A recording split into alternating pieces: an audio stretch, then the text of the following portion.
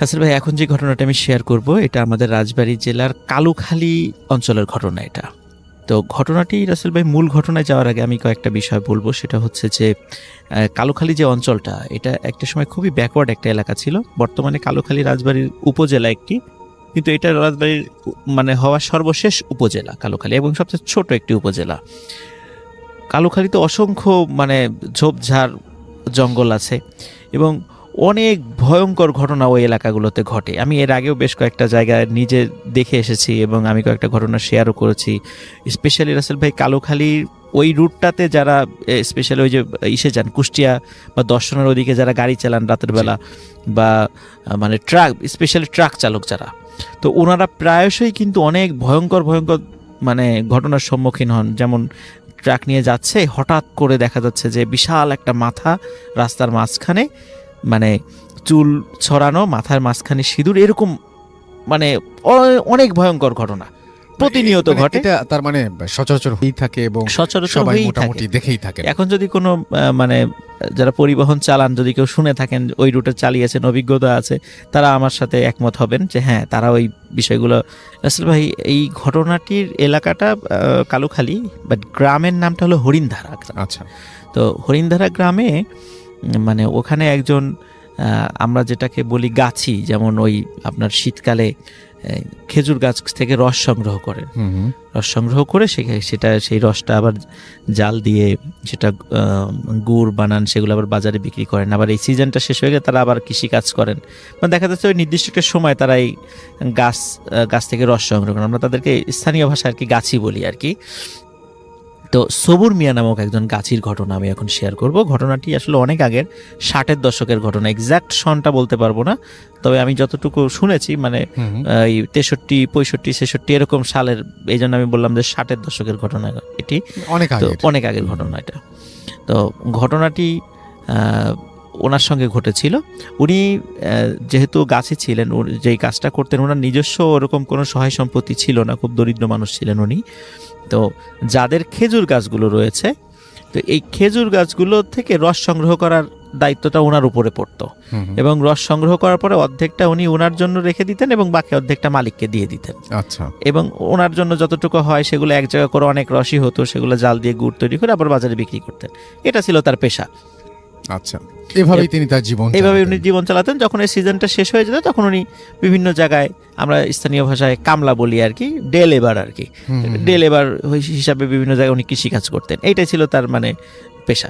এখন রাসেল ভাই, উনি মানে রেগুলার যে কাজটা করতেন সেগুলো করছিলেন। হঠাৎ করে ওই হরিণধারা গ্রামের কাছে একটি শ্মশান রয়েছে। ওই শ্মশানের কাছে, মানে শ্মশানের এলাকার মধ্যে না, কিন্তু পাশে একজন মালিকের অনেকগুলো খেজুর গাছ রয়েছে, তো প্রায় 15-20টা খেজুর গাছ। আচ্ছা। তো ওনাকে বলেন যে খেজুর গাছগুলো মানে করে প্রসেসিং করে এখান থেকে রস সংগ্রহ করতে। তো উনিও সেটা রাজি হয়ে যান, কারণ সেটা তার আয়ত্তের মধ্যেই ছিল এবং সাধ্যের মধ্যেই ছিল, সেটা খুব বেশি দূরেও ছিল না। আর 15-20টা খেজুর গাছের মানে দায়িত্ব অনেক বিষয়, তার জন্য অনেক বড় কিছু। তো উনি রাসেল ভাই সেই গাছগুলো প্রসেসিং করে একটা নির্দিষ্ট প্রক্রিয়ার মাধ্যম দিয়ে সেটা মানে রস নেওয়ার উপযোগী করতে হয়। তো উনি সেগুলো করে মানে হাঁড়িগুলো লাগিয়ে রাখেন। রাসেল ভাই 1-2 দিন খুব ভালো যাচ্ছিল, খুব ভালো রস হয় ওখান থেকে, খুব মিষ্টি রস। কিন্তু 4-5 দিন যাওয়ার পর উনি একদিন গেছেন রস সংগ্রহ করতে ভোরবেলা, দেখে একটা হাঁড়িতেও রস নাই। তো তখন উনি সন্দেহ করেছেন গ্রামে এরকম দুষ্টু ছেলেপেলে থাকে যারা এরকম রাতের বেলা হাঁড়ি থেকে রস চুরি করে খায়, হয়তো বা এরকম কিছু হতে পারে, এটা নিশ্চয়ই চোরের কাজ। তো উনি দেখেন যে প্রায় প্রতিদিনই ওই ঠিক শ্মশানের ধারের ওই 15-20টা খেজুর গাছের রস নাই। আচ্ছা। তখন উনি আবার পরীক্ষা করে দেখেন যে আসলে কি রস পড়েছে রাতের বেলা। দেখুন উনি পরীক্ষা নিরীক্ষা করে দেখেন হ্যাঁ, রস রাতের বেলা পড়েছে, সেই প্রমাণও আছে, কিন্তু হাঁড়ির মধ্যে কোনো রস নাই। এটা উনি যখন এরকম দেখছিলেন প্রতিনিয়ত রস চুরি হয়ে যাচ্ছে, তখন উনি এদিকে কিন্তু রাসেল ভাই ওই গাছের যিনি মালিক, উনি তো এই কথা শুনবেন না, উনি কিন্তু প্রতিদিন ওই অর্ধেক রস বুঝে নেবেন তার কাছ থেকে, স্বাভাবিক। এখন উনি কিন্তু মালিক কোনোভাবে মানতেছে না। মালিক শেষে বললো যে ঠিক আছে, তাহলে তুমি পাহারা লাগাও, দায়িত্ব তোমার, তোমাকে দায়িত্ব দিয়েছে, দায়িত্ব তোমার। তখন উনি রাসেল ভাই চিন্তা করলেন যে পাহারা আর কাকে লাগাবেন, তাকে আবার অতিরিক্ত টাকা দিতে হবে। উনি নিজে চিন্তা করলেন আমি নিজেই পাহারা দিব, নিজেই পাহারা দেওয়ার মানে চিন্তা করলেন রাসেল ভাই। উনি রাতের বেলা হাতে একটা বড় লাঠি নিয়ে, উনি হাতে একটা হারিকেন এবং বড় একটা লাঠি নিয়ে উনি পাহারা দেওয়া শুরু করলেন। এখন প্রথম দিন পাহারা দিয়েছে ভালো, কিন্তু ভোরে দেখে ঠিক একই অবস্থা রাসেল ভাই, আচ্ছা, হাড়িতে রস নেই। কারণ উনি চিন্তা করলেন যে নিশ্চয়ই সে যখন এই মাথা থেকে ওই মাথা গিয়েছে হাঁটতে হাঁটতে, তখনই মানে কেউ রস খেয়ে নিয়েছে বা রস পেরে নিয়ে চলে গেছে, অন্য হাঁড়িতে ঢেলে নিয়ে চলে গেছে। উনি এটা মনে করেছেন যে না, আরো ভালো করে পাহারা দিতে হবে। আচ্ছা, পরের দিন রাসেল ভাই পাহারা দিলে একই অবস্থা, উনি পাহারা দেওয়ার পরেও রস নাই হাঁড়িতে। আচ্ছা, তৃতীয় দিন রাসেল ভাই যখন পাহারা দিচ্ছিলেন, তখন হঠাৎ ওই দিন আবার চাঁদের আলো ছিল, তখন ওনার মনে হলো যে গাছ বেয়ে একটা কালো ছায়া উঠে যাচ্ছে উপরের দিকে। আচ্ছা, তখন উনি চিন্তা করলেন যে হ্যাঁ, এইবার আজকে চোর পেয়েছি, আজকে এটাকে ধরতে হবে। তখন উনি দৌড়ে ওই গাছের নিচে চলে গেলেন। গাছের নিচে চলে দেখেন যে ঠিক উনি যেটা আবসা একটা ছায়া হাড়ির থেকে রস খাচ্ছে। আচ্ছা, এবং উনি নিচ থেকে বললেন যে এই বেটা চোর, নিচে নেমে আয়, মানে যেভাবে আর কি বলার দরকার আর কি, তখন উনি তাকে বলছিলেন। কিন্তু স্যার উনি খেয়াল করলেন যে এই কথাটা বলার পরে ওই আবছা ছায়াটা এক লাফ দিয়ে প্রায় 15-20 হাত দূরের আর একটা গাছের মাথায় চলে গেল। আচ্ছা, তখন উনি আবার কিন্তু এটা দেখে ভয় পান নাই, কি এই কারণে ভয় পান নাই, উনি জানতেন যে গ্রামাঞ্চলে অনেকে ব্ল্যাক ম্যাজিক করে খুব দ্রুত গাছে উঠতে পারে, গাছ থেকে নামতে পারে, এক গাছ থেকে আরেক গাছে যেতে পারে। উনি মনে করেছেন কোনো দুষ্টু প্রকৃতির লোক ব্ল্যাক ম্যাজিক জানে, এই কারণে এই খুব সহজেই এই রস চুরি করে চলে যেতে পারছে এবং এক গাছ থেকে আরেক গাছে লাভ, উনি কোনো মানুষই মনে করেছেন। তো উনি যখনই যাই গাছের কাছে যান, দেখে যে সেই জিনিসটা লাভ দিয়ে আর একটা গাছে চলে যায়। তো এইভাবে রাসেল ভাই প্রায় 7-8টা গাছ উনি এরকম তাকে যখন তাড়া করলেন ওই জিনিসটাকে, তখন এক সময় দেখা গেল ওই জিনিসটা আর পালাচ্ছে না, সে আস্তে আস্তে নেমে আসছে। নেমে আসার পর রাসেল ভাই এমনিতে তার মেজাজটা খুব গরম ছিল যে এরকম রস চুরি করে খেয়ে যায়। উনি কোনো ধরনের কোনো মানে চিন্তা ভাবনা ছাড়াই ওনার হাতের লাঠি দিয়ে মানে খুব জোরে একটা বাড়ি মারেন। আচ্ছা, ওই জিনিসটাকে বাড়ি মারার পরপরই যখন ওই জিনিসটা পড়ে যায়, তখন পড়ার পরে উনি ওই জিনিসটার চেহারাটা দেখতে পান রাসেল ভাই। উনি চেহারাটা যেটা দেখেন সেটা হলো এই ওটার বডিটা শিম্পাঞ্জির বডির মতো, এবং মাথাটা মানে মুখটা চোখা, মানে লম্বা হয়ে গেছে মুখটা। আচ্ছা, মানে অদ্ভুত চেহারার একজন লোক আর কি। তো আর একটা বিষয় হলো রাসেল ভাই, যখন লাঠি দিয়ে বাড়ি দিয়েছে, তখন ওই জিনিসটা ওই জন্তুর মতো, ওই জিনিসটা ঠিক মানে অর্ধেক মানুষ অর্ধেক জন্তুর মতো জিনিসটা মানে চি চি শব্দ করে, মানে চি চি চি শব্দ করে মানে দ্রুত মাঠের ভিতরে চলে গেল। এরপরে আর উনি আর কিছু দেখেন নাই। তো রাসেল ভাই চিন্তা করলেন যে এইটাই হলো চোর, কিন্তু এরকম চেহারা কেন? তখন রাসেল ভাই উনি চিন্তা করলেন এটা হয়তো বা দুষ্টু জিন টিন হবে, এরকম কিছু চিন্তা করেছেন আর কি।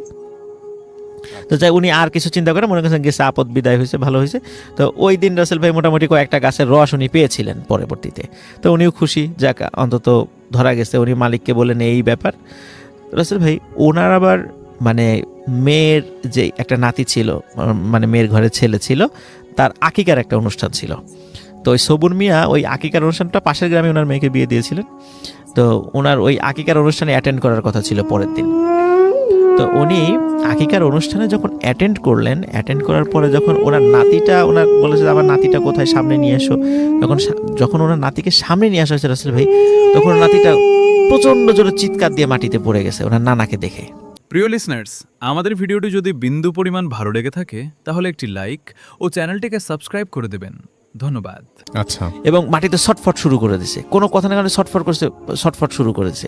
এবং সবার চোখের সামনে রাসেল ভাই মানে ওই ছোট বাচ্চার শরীরটা মনে হচ্ছে যে মোটা হয়ে যাচ্ছে এবং আস্তে আস্তে, এবং ওর মুখটা আস্তে আস্তে লম্বা হয়ে যাচ্ছে, মানে ঠিক যেমন উনি রাতের বেলা যে প্রাণীটা দেখেছিলেন ঠিক অমনটা হয়ে যাচ্ছে। এই দৃশ্যটা দেখার পরে সবাই ভয় পেয়ে দৌড়ে চলে যায়। সবাই বলে যে ওকে জিনে ধরেছে, কেউ বলে যে এটা রাক্ষস হয়ে গেছে, এরকম মানে গ্রামের অনেক কুসংস্কার, সবাই এরকম খুব ভয় পেয়ে ছোটাছুটি শুরু করে দেয়। এবং কিছুক্ষণের মধ্যে রাসেল ভাই বাচ্চাটা মারা যায় ছটফট করতে করতে, এবং মারা যাওয়ার আবার কিছুক্ষণ পরে আস্তে আস্তে সে আবার আগের স্বাভাবিক চেহারায় ফিরে আসে। তো বাড়িতে শোকের মানে আনন্দের উৎসবটা একদম শোকে পরিণত হয়। কিন্তু সবাই বিভিন্নভাবে অনেক কুসংস্কারমূলক কথা বললেও আসলে রাসেল ভাই সবুর মিয়া বুঝতে পেরেছিলেন আসলে ঘটনাটা কি হচ্ছে, যে উনি রাতের বেলা ওই প্রাণীটাকে আঘাত করেছিলেন। এই কারণে হয়তো এই ঘটনাগুলো ঘটছে। তখন উনি কাউকে কিছু বলেন নাই, উনি বাড়িতে চলে যান। বাড়িতে চলে যাওয়ার পর রাসেল ভাই এরপরে সবুর মিয়ার সাথে ঘটনাটা ঘটা শুরু হয়। সেটা হলো যখনই রাত হয়ে যেত, সবুর মিয়ার সামনে যেই আসতো, সবুর মিয়া তাকে দেখতো যে ওই শিম্পাঞ্জির দেহের মতো, ওই ব্যক্তির মুখটা ওরকম লম্বা, এরকম দেখতো উনি। এরকম দেখে চিৎকার চেঁচামেচি করতো যে এই তুই আমার সামনে থেকে সরে যা এরকম, এবং খুব ভয় পেত।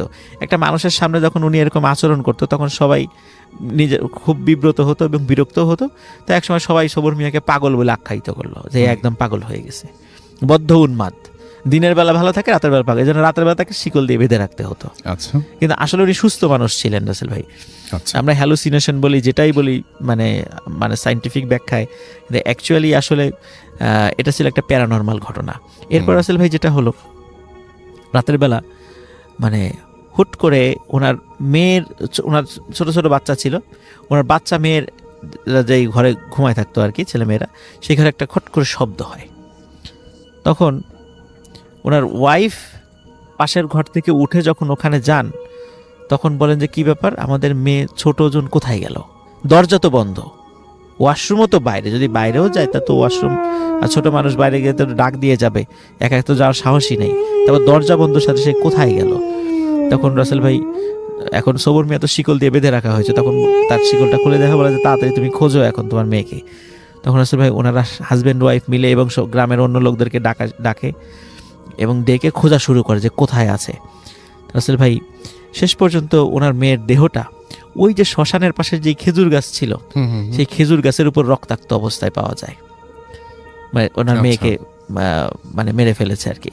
তো রাসেল ভাই এই যখন উনিও এরকম উন্মাদ অবস্থা, এই ঘটনার সলিউশনটা যেভাবে আমি সেখানে যাচ্ছি, সেটা হচ্ছে যে আমাদের ওই কালুখালী বা আমাদের রাজবাড়ী অঞ্চলে বেশ ওই সময়টাতে এবং এখনও একটা মানে পীরের একটা মানে অনেক ভক্ত আছেন, মানে হক্কানি পীরের ভক্ত আছেন আর কি। তো ওই সময় আরও অনেক বেশি ছিল আর কি। তখন ওই বুজুর্গ ব্যক্তি যখন ওই এলাকায় আসেন, আসার পরে ওই সবুর মিয়াকে শিকল দিয়ে বেঁধে তার সামনে নিয়ে যাওয়া হয়। তখন আচ্ছা, সবুর মিয়াকে দেখেই উনি বলেন যে বাবা, রাতের বেলা এরকম কোনো জিনিস দেখলে হঠাৎ করে আঘাত করতে হয় না। এবং রাসেল ভাই এখানে একটা বিষয় বলে রাখা ভালো, যে আমাদের হাদিসেও কিন্তু আছে যে রাতের বেলা যদি আমাদের সামনে বা দিনের বেলাতেও যদি আমাদের অস্বাভাবিক যদি কোনো প্রাণী আমাদের সামনে আসে, প্রথমে আগে বলতে হবে যে তুমি যদি জিন হয়ে থাকো তাহলে তুমি চলে যাও। এরকম 3 বার বলার পরে যদি সেটা না যায়, বুঝতে হবে যে সেটা প্রাণী, সে যদি ক্ষতিকারক হয় তাহলে তাকে আঘাত করা যাবে। এবং সে যদি 3 বার বলার পর যদি সে চলে যায়, তাহলে তাকে আর কোনো আঘাত করা যাবে না। আচ্ছা, আসলে ভাই সবুর মিয়া কিন্তু এই ধরনের কোনো কথা না বলে উনি কিন্তু তাকে গালিগালাজ করে, এবং একটা সময় তাকে সে যখন গাছ থেকে নেমে আসার পরে সে কিন্তু আঘাত করেছিল, এবং আঘাতের প্রতিশোধ হিসাবেই কিন্তু এই ঘটনাগুলো ঘটেছিল। তো এই জন্য রাসেল ভাই রাতের বেলা চলার সময় কিন্তু আমরা এই ধরনের ঘটনার সম্মুখীন হতেই পারি, কিন্তু খুব সতর্কতার সাথে আমাদেরকে বিষয়গুলো হ্যান্ডেল করতে হবে। রাসেল ভাই তারপরে ওই বুজুর্গ ব্যক্তির দোয়ার বরকতে সবুর মিয়া সুস্থ হয়েছিলেন, উনি অনেক দিন বেঁচে ছিলেন।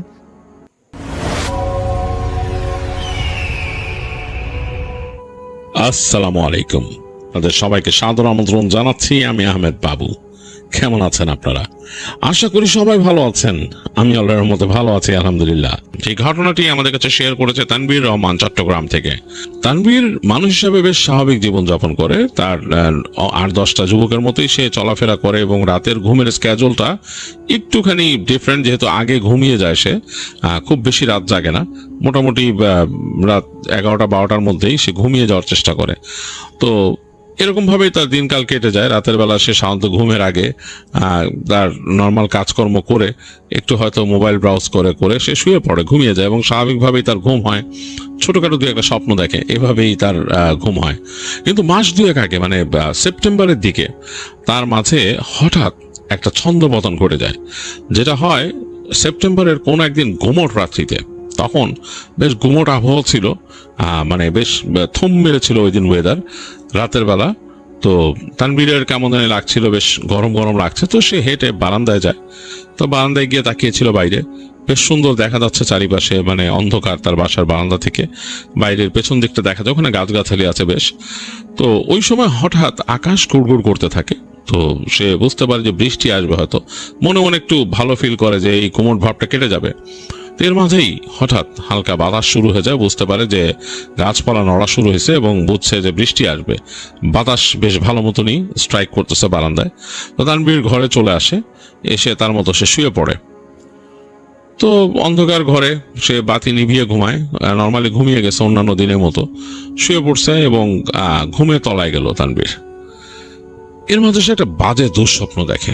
এই বাজে দুঃস্বপ্নটা খুবই ভয়ঙ্কর এবং অনেকটা মনে হচ্ছিল রিয়েলিস্টিক একটা স্বপ্ন সে দেখছে, যেটা মনে হচ্ছে চারিপাশে একেবারে নিকষ কালো অন্ধকার। সে কোনো একটা জলধারার সামনে দাঁড়ায় আছে, যেখানে একটা পানির ধারা বয়ে যাচ্ছে, একটা খালের মতো কিছু, এবং সেটা কালচে বর্ণের পানি। এবং সেখানে সে দাঁড়িয়ে দেখছে যে পানি বয়ে যাচ্ছে এবং শব্দ হচ্ছে সরসর করে কালচে বর্ণের পানি। হঠাৎ পানির ভেতর থেকে একটা হাত তার পা চেপে ধরে টেনে তাকে পানিতে নামিয়ে ফেললো। তো পানিতে নেমে একেবারে ডোবার উপক্রম এবং তার মধ্যে সে হাবুডুবু খাচ্ছে। স্বপ্নে এরকম ফিল করছে তানভীর, এবং এক পর্যায়ে সে সাঁতার কাটা শুরু করলো এবং সাঁতরে দূরে যেতে পারছে না, স্রোতের প্রতিকূলে সাঁতরাইতে হচ্ছে তাকে, মানে স্রোত যেদিকে যাচ্ছে তার বিপরীতে তাকে সাঁতরাতে হচ্ছে, বাট সে এগোতে পারছে না, তার দম বন্ধ হয়ে আসতেছে, এরকম একটা অবস্থা। তো এই পর্যায়ে তানভীর চিৎকার করতে থাকে স্বপ্নের মধ্যে, কিন্তু চিৎকার করেও মানে শব্দ হচ্ছে না, এরকম একটা অবস্থা, যেটা মানুষের বোবায় ধরলে যেরকম হয় সেরকম। তো এরকম একটা অবস্থায় এক সময় সে স্বপ্নের মাঝে মনে হয় কেমন একটা শব্দ শুনতে পায়, বেশ কেমন জানি খসখসে কণ্ঠে হাসির শব্দ। এর মাঝে তার ঘুম ভেঙে যায়। তো ঘুম ভেঙে লাফ দিয়ে উঠে তানভীর, উঠে বসে বিছানায় উঠে দেখতেছে যে রাতের বেলা বেশ বাইরে ঝড় বৃষ্টি হচ্ছে এবং বৃষ্টির শব্দ পাওয়া যাচ্ছে, বেশ পটপট করে বৃষ্টি পড়তেছে তার বারান্দার পাশে, জানলার মধ্যে বৃষ্টির ছাট লাগতেছে। এরকম একটা সময় সে উঠছে এবং পুরা রাত এই অন্য কোনো শব্দ নাই, ঝড় বৃষ্টির শব্দ ছাড়া বাসার মধ্যে নীরবতা, এবং মাঝে মাঝে আকাশ ঘুরঘুর করতেছে। তো বেশ ভয় লাগছে তার কাছে, বুকটা ধুক ধুক ধুক ধুক করতেছে। তানভীর চিন্তা করতেছে একটু পানি খেতে হবে। তো তার বিছানার পাশে পানি ছিল না, তাকে হেঁটে যেতে হবে সামনে ডাইনিং স্পেসে। তো সে ওঠার চিন্তা করতেছে, এই সময় তার রুমটার পাশে কিন্তু একটা ফাঁকা, মানে দরজাটা ফাঁকা, সেখান থেকে চলে গেছে পাশের দিকে। সে খেয়াল করে দেখলো যে তার রুমের পাশের দরজাটাতে সেখানে সে কিছু একটা দেখতেছে দূর থেকে। তো ওইখানে একটা আলনার মতো ছিল, তো সে মনে করলো আলনাতে কিছু কাপড় বা কিছু নাকি। তারপর দেখলো সেটা নড়ে উঠলো কাপড়টা। তো তানভীরের বুকের মধ্যে একটু ছেদ করে উঠছে, সে মনে হচ্ছে কি নড়তেছে। ভালো মতো খেয়াল করে সে দেখলো, হঠাৎ মনে হলো যে ওইখান থেকে সাদা রঙের কিছু একটা প্রায় 8-10 ফিট উঁচু ছাদে, তাদের একদম চালের কাছাকাছি উচ্চতা, সেটা হেঁটে নড়ে সরে গেল পাশে একটা কাপড় এরকম উঁচা। তারপর সে দেখলো দপ দপ করে ফ্লোরে শব্দ হচ্ছে। তার ফ্লোরে যদি কেউ গোড়ালি দিয়ে হাঁটে, গোড়ালি আগে হিট করে হাঁটে যেরকম সেরকম, এবং ওই কাপড়ের উচ্চতা জিনিসটা মনে হচ্ছে একটু নিচু হয়ে যাচ্ছে, একটু উপর উঠতেছে, মানে খুব লম্বা একটা মানুষ যদি হাঁটু ভাঁজ করে করে এরকম করে হাঁটে আর গোড়ালি দিয়ে ফ্লোরে ট্যাপ করে আসে, সেরকম শব্দ হচ্ছে। পাশের রুম থেকে সেটা হাঁটতে হাঁটতে তার রুমে চলে আসতো, তার পায়ের কাছে, এবং সেখান থেকে হাঁটতে হাঁটতে তার পাশে চলে আসতেছে। সে স্পষ্ট ফিল করতেছে সেই জিনিসটা জোরে জোরে নিঃশ্বাস নিচ্ছে। তানভীরের মানে মানে ভয়ে মানে মনে হচ্ছে সে তখনই তার হুঁশ হারায় ফেলবে।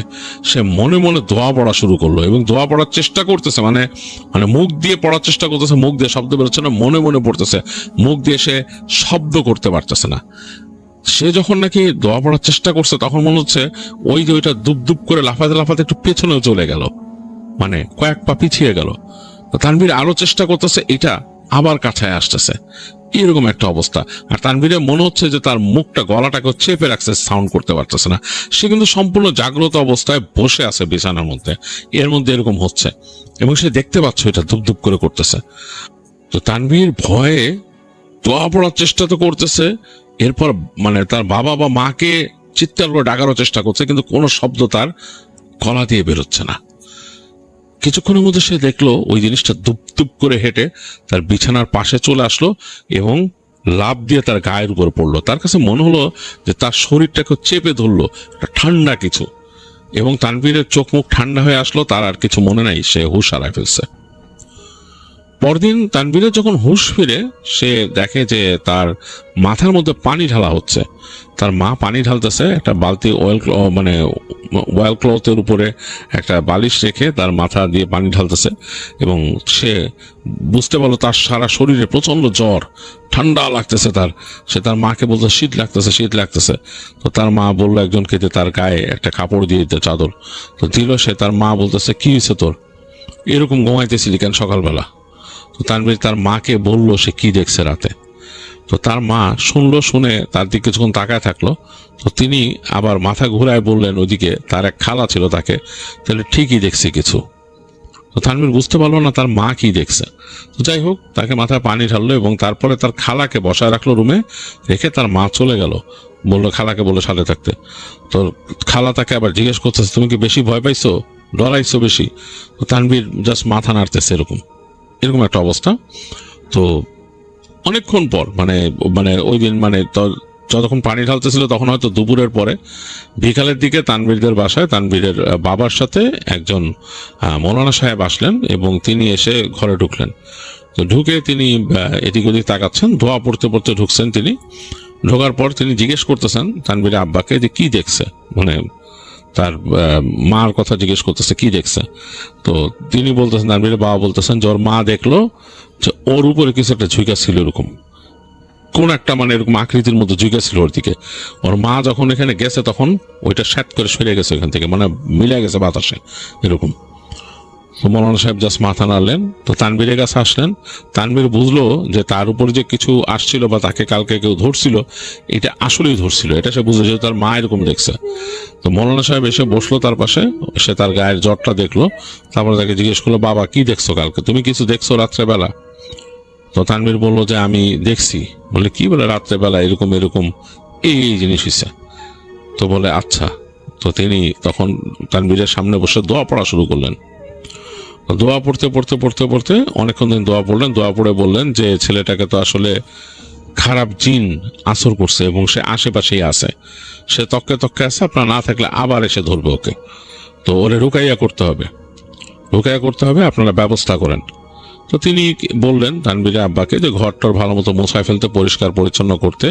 তিনি ওইখানে করবেন, আসন দিবেন, বসে যেটা করে আর কি, তিনি আসন দিবেন এবং আগরবাতি জ্বালাইতে বললেন। আর বললেন যে আপনি থাকেন, তার মা থাকেন, আপনারা দুইজন, আর কারো দরকার নাই, আর ও থাকুক, তারপর আমরা শুরু করবো রুকাইয়া।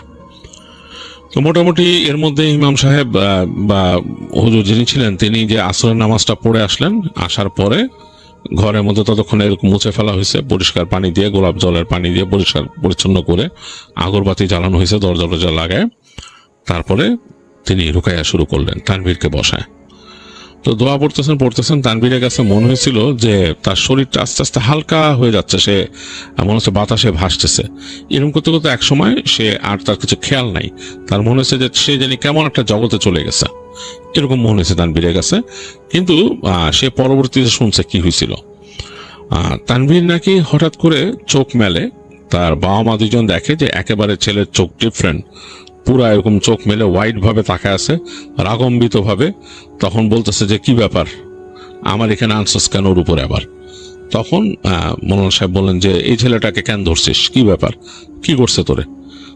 তো তখন তানভীরের কণ্ঠে ওই চিন্তা বলতেছে ধরবো না, ও মাগরিবের সময় কবরস্থানে ঢুকছে, ঢুইক্কা দাঁড়ায় ফোনে কথা কয়, আবার আমি ওইখানে বইসা ছিলাম একটা গাছের পাশে, আমার চুল ধরে দিছে টান দিয়া, আমার চুল ছিঁড়া ফালাইছে 2-3টা, তারপর আবার হাঁটা ধরছে ওখান থেকে, হাঁটতে চুলটা ফালায় আবার পাড়া দিয়ে গেছে চুলটা। ওরে তো শেষ করে দিব, হয়তো থাকতে পারবো না, ওরে তো আমি শেষ করুম। তো তখন মৌলানা সাহেব বলে যে ও বুঝে নাই, ছেলে মানুষ হয়তো ভুলে করছে, সে তো বুঝে করে নাই, সে তো তোমাকে দেখে নাই, যাই হোক ওকে মাফ করে দাও, এরকম করো না, ওরে আর করো না, ডিস্টার্ব করো না, ছেড়ে দাও। তো যাই হোক, তখন ওই জিনটা নাকি বলতেছিল যে না, ও এরকম আমাকে অপমান করছে, আমি ছেড়ে যাব না। তো তখন মৌলানা সাহেব তাকে অনেক বুঝায় এবং সে দোয়া দরুদ পড়ে এবং বিভিন্ন রকম তার মতো করার পরে ওই জিনটাকে তিনি বলেন, বুঝাইতে সমর্থ হন যে যাতে ছেলেটা না বুঝে করছে, চলে যেতে ওকে ছেড়ে। তো তখন তাকে নাকি ছেড়ে যায়, তানভীরকে নাকি ছেড়ে যায়, আর বলে যে আমি কিন্তু ওরে হিসাবে রাখলাম, ও যদি আবার এরকম কোনো জায়গা দিয়ে যায় আর আমার সামনে পড়ে বা আমার আত্মীয় স্বজন কারোর সামনে পড়ে, তারপর কিন্তু ওরে কিন্তু শেষ করে দিব, কারণ ওরে কিন্তু আমি হিসাব করে দিছি, ওরে আমি চিহ্ন দিয়ে দিছি, আমার আত্মীয় স্বজন ওরে চিনবো এখন থেকে। তো যাই হোক, হুজুর অনেক দোয়া দরুদ পড়ে তাকে ছাড়ায় আর কি, তার থেকে আলাদা করে। তো আলাদা করার পরে তানভীর নাকি এরকম এলায় পড়ে যায়, আর তার বাবা মা দেখে যে ছেলে এলায় পড়ে গেছে। তো তারপরে হুজুর বলে যে আপনারা বাতি জ্বালেন। বাতি জ্বালানোর পরে হুজুর দোয়া দরুদ পড়ে ফু দেন, তার পড়া পানি দেন এবং তার জন্য পড়া তেল দিয়ে দেন, বলে গায়ে মালিশ করে দিতে, গোসল করাইতে, এবং বলে যে ছেলেকে আপনারা একটু নজরে রাখবেন যাতে সে নামাজ কালাম ঠিক মতো পড়ে, আর এদিকে এলোমেলো সময় বেরোতে দিয়েন না। আর ওকে জিজ্ঞেস করেন পরে ওকে আসলে কবরস্থানে গেছিল, এরকম কিছু টান টান দিছে, এগুলো জিজ্ঞেস করেন। তো এগুলো বলে মৌলানা সাহেব বলে যে আসলে কিছু কিছু ব্যাপার আছে, কিছু কিছু সময় আছে যে সময়গুলোতে আসলে ঠিক না, মানে এরকম স্পষ্ট কোনো নিষেধ নাই, বাট ঠিক না। যেমন ঠিক মাগরিবের ওয়াক্তটা, এই সময়টা বা রাতের বেলা, মানে এরকম মানে অড সময় কবরস্থানে গিয়ে এরকম জিয়ারতটা ঠিক না। একা একা যাওয়া তো একদমই ঠিক না। আর ও তো একা একা আসতেছিল, ওকে জিজ্ঞেস করেন, নিশ্চয়ই মনে হয় এলোমেলো কিছু হয়তো করছে ওখানে গিয়ে, নাপাক অবস্থা এরকম যাওয়া ঠিক না। এগুলো বলেন হুজুর, বলে যে ঠিক মাগরিবের ওয়াক্তটায় আজান দিতেছে, ওই সময় তো বলাই আছে যে শয়তান ছোটাছুটি করে, হ্যাঁ, জিনদের মধ্যেও যারা এরকম শয়তান আছে ছোটাছুটি করে ওই সময়টা, আর ওরকম কবরস্থানের আশেপাশে থাকা ঠিক না। তো এগুলো বলে হুজুর তাকে বলেন যে এইভাবে চিকিৎসা করেন ছেলের, দোয়া দরুদ পড়ে ফু দিয়েন, এবং ওকেও বলেন যে ধর্মকর্ম পালন করতে। এগুলো বলে হুজুর চলে যান। তো যাই হোক, তানভীর তারপর যখন নাকি তার হুঁশ ফিরে, তার মা আমার জিজ্ঞেস করে যে তুই কি এরকম কবরস্থানের মধ্যে দিয়ে হাঁটছিলি? তো তখন তানভীর মনে করে বলে যে হ্যাঁ, এর মধ্যে একদিন আসছিলাম, আমি সন্ধ্যার পরে আসার সময় ওখানে রাস্তায় শর্টকাট পেয়েছি কবরস্থানের মধ্যে, ওদিক দিয়ে হেঁটে আসছিলাম। বলে ফোনে কথা বলতেছিলি? বলে যে হ্যাঁ, আমি ফোনে কথা বলতেছিলাম। তারপর কি তুই কারো চুল ধরে টান দিছস? তো অনেকক্ষণ চিন্তা করতে থাকে, বলে যে না, এরকম তো কিছু করি নাই। তারপর তানভীর হঠাৎ করে বলে যে আমি মনে হয় এরকম পেঁচানো লতা টাইপের কিছু টান দিছিলাম, কয়েকটা হাতে বাজছিল, আমি ফোনে কথা বলতে বলতে টান দিয়ে ই করছিলাম, ফালাইছিলাম, আবার দেখছিলাম হাতের মধ্যে কেমন জানি কসকস লাগছিল, আবার সেগুলো ফালাই দিছি। তো তখন তার মা বলে যে তুই ভালো করস নাই, এরকম যাবি না আর কখনো, এরকম ভুলেও যাবি না কখনো এরকম জায়গায়, এই জায়গায় এটা ঠিক না, রাত্রেবেলা সন্ধ্যার সময় মাগরিবের সময় সব জায়গায় যাবি না। যাই হোক, তানভীরকে এগুলো বলে। তো তানভীর নাকি এরপর আর একটা স্বপ্ন দেখে নাই, তবে সে ভয় পেত, তার হঠাৎ করে মনে হতো একলা ঘুমাইতে, তার বাবা এসে ওই রুমের মধ্যে শুইতো কয়েকদিন, কারণ ওই যে ভয় পেত, রাতের বেলা মনে হতো যে ওরকম যে দেখছিল যে এরকম এসে তার রুম দিয়ে এরকম সাদা কাপড় উঁচা এসে দুপ দুপ করে হাঁটতেছে শব্দ করে, তাকে চেপে ধরে, ওইটা তার মনে পড়তো, প্রায় মনে পড়লে সে ভয় পেত এবং সে একা থাকতে পারতো না।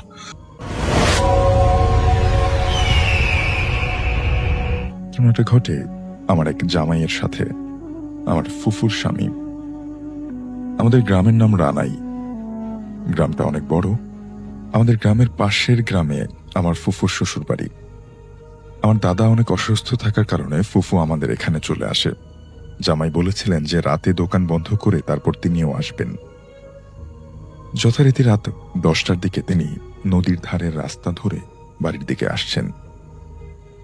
নদীর ধারে ইটের ভাটা, রাস্তা তখন পুরোপুরি ফাঁকা, একজন লোকও নেই। বর্ষাকাল, এই জন্য ভাটার কাজও বন্ধ। হাঁটতে হাঁটতে তিনি যখন ভাটা পেরিয়ে লোকালয়ে ঢুকতে যাবেন, ঠিক তখন নদীর দিক থেকে একটা হিমশীতল বাতাস এসে জামাইয়ের গায়ে লাগলো। ওনার গায়ে কাঁটা দিয়ে উঠল। উনি একটু নদীর দিকে তাকালেন আর দেখলেন দূরে নদীর কিনারে কেউ একজন বসে করুণ সুরে গান গাইছে। নদীর পাড়ের বাতাসে তার লম্বা চুলগুলো উঠছে। সেই সুর এতটাই করুণ যে জামাই সেখানে থমকে দাঁড়ালেন। হঠাৎ তার কি হলো, তিনি ধীরে ধীরে নদীর দিকে এগোতে লাগলেন। তিনি যত কাছে যাচ্ছেন, গানের সুরটা যেন ততটাই বিষণ্ণ আর করুণ হয়ে তার বুকে এসে আঘাত করছে।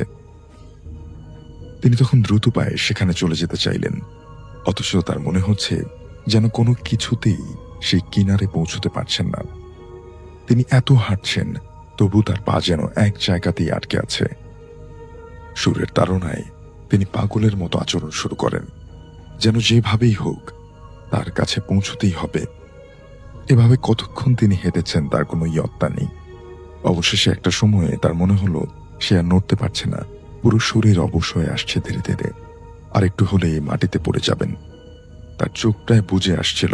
এমন সময়ে একটা টর্চের আলো তার চোখে এসে পড়ল, আর তিনি সাথে সাথে হুঁশ ফিরে আসেন। তিনি তাকিয়ে দেখেন তিনি নদীর কিনারে হাবর কাদার মধ্যে গলা অব্দি ডুবে আছেন। তার দম বন্ধ হয়ে আসছে। তিনি অনেক চেষ্টা করলেন, কিন্তু সেখান থেকে বেরোতে পারলেন না। অবশেষে অনেক জোরে চিৎকার দিলেন। যে লোকটা লাইটের আলো ধরেছিল সে তখন দৌড়ে এসে জামাইকে সেখান থেকে টেনে তোলে। কাদা থেকে ওঠার পরে তারা দুজনেই সেই নদীর তীরে একটা বিকট হাসির শব্দ শুনতে পায়। তখন তারা নদীর অন্য পারে তাকিয়ে দেখে লম্বা চুলওয়ালা আলখাল্লা পরা একটা মহিলা তাদের দিকে তাকিয়ে হাসছে।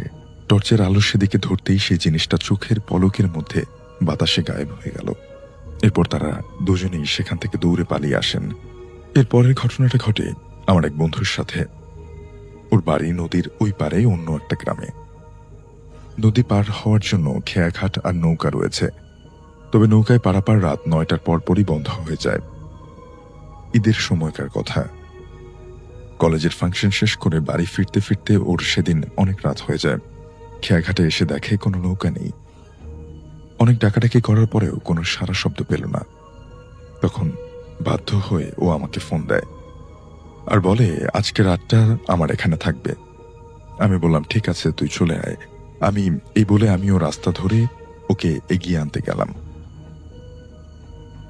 আমাদের বাড়িটা গ্রামের বেশ ভেতরে। আসার পথে একটা পুরনো কবরস্থান পড়ে। এখানে অনেকেই ভয় পেয়েছে এর আগে। আমার আবার এসবের ভয় ভীতি তেমন একটা ছিল না, তাই গুনগুন করতে করতে রাস্তা ধরে একা একা হাঁটতে লাগলাম। কবরস্থানের কাছে এসে হঠাৎ একটা শব্দ শুনতে পেলাম। কেউ যেন কাঁদছে। আধো অন্ধকারে এদিক ওদিক তাকিয়ে কাউকে দেখতে পেলাম না।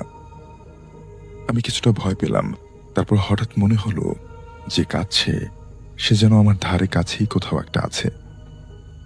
আমি বুকে কিছুটা সাহস নিলে মোবাইলের ফ্ল্যাশটা অন করে বাম পাশে কবরস্থানের দিকে ধরলাম, আর দেখলাম আমার বন্ধু রুবেল একটা ভাঙা কবরের সামনে দাঁড়িয়ে কাঁপছে। ওর দৃষ্টি ফ্যাকাশে। আমি দৌড়ে গিয়ে ওর গায়ে হাত রেখে জিজ্ঞেস করলাম, কি হয়েছে রুবেল? ও কিছুই বলল না। আমি যে সেখানে আছি তার কোনো খেয়াল যেন ওর নেই। আমাকে পাশ কাটিয়ে একটা পুতুলের মতো হাঁটতে হাঁটতে কবরস্থানের অপর পাশে বড় আম বাগানে ঢুকলো। আমি ওকে পেছন থেকে এত ডাক দিতে লাগলাম, কিন্তু ওর যেন কোনো ভ্রুক্ষেপ নেই। হঠাৎ করে আমাকে চমকে দিয়ে একটা বড় গাছে উঠতে শুরু করলো, আর তারপর কোনো কিছু বুঝে ওঠার আগেই গাছ থেকে নিচে ইট পাটকেলের উপরে একটা লাফ দিল। আমি দৌড়ে গেলাম ওর কাছে। হাত পা মুখ সব জায়গায় কেটে গেছে। আমি সাথে সাথে ওর বাড়িতে খবর পাঠিয়ে দিয়ে ওকে নিয়ে হাসপাতালে যাই। হাসপাতাল থেকে 2 দিন পরে সুস্থ হয়ে ফেরার পরে ওকে জিজ্ঞেস করছিলাম কি হয়েছিল সে রাতে। ও তখন যা বলে তা শুনে আমি রীতিমতো শিহরিত হয়ে উঠি। ও বলে ও নাকি রাস্তা ধরে হেঁটে আসছিল। কবরস্থানের এখানে আসার ঠিক আগে ও দেখে একজন লোক অন্ধকারের মধ্যে কবরস্থানের পাশেই একটা কবর খুঁজছে, অথচ তার আশেপাশে অন্য কোনো মানুষজন নেই। কবরটা তখন খোঁড়া শেষ। ও তখন কৌতূহলী হয়ে কবরের ভেতরে উকি দেয়, আর দেখতে পায় কবরের মধ্যে ও নিচেই শুয়ে আছে, আর একটা হাত বাড়িয়ে ও নিজেকে ডাকছে। এটা দেখে ও স্তম্ভিত হয়ে যায়। ঠিক তখন ওর কাঁধে একটা ঠান্ডা হাতের স্পর্শ পায় সে। পেছনে ফিরে তাকিয়ে দেখে এতক্ষণ যে লোকটা কবর খুঁড়ছিল সেই লোকটাই, কিন্তু তার চেহারা এতক্ষণে অনেক বিভৎস হয়ে গেছে। সে একটা ভয়ানক দৃষ্টি দিয়ে ওকে কবরের মধ্যে ঠেলে ফেলে দেয়, আর তারপর ওর কিছুই মনে করতে পারে না। কবিরাজকে দেখানোর পরে তিনি জানান ওকে সম্ভবত খারাপ কোনো কিছুতে আসর করেছিল, এই জন্য এমনটা হয়েছে। তিনি একটা তাবিজ দিয়ে বলেন এটা যেন সবসময় ও হাতে বেঁধে রাখে।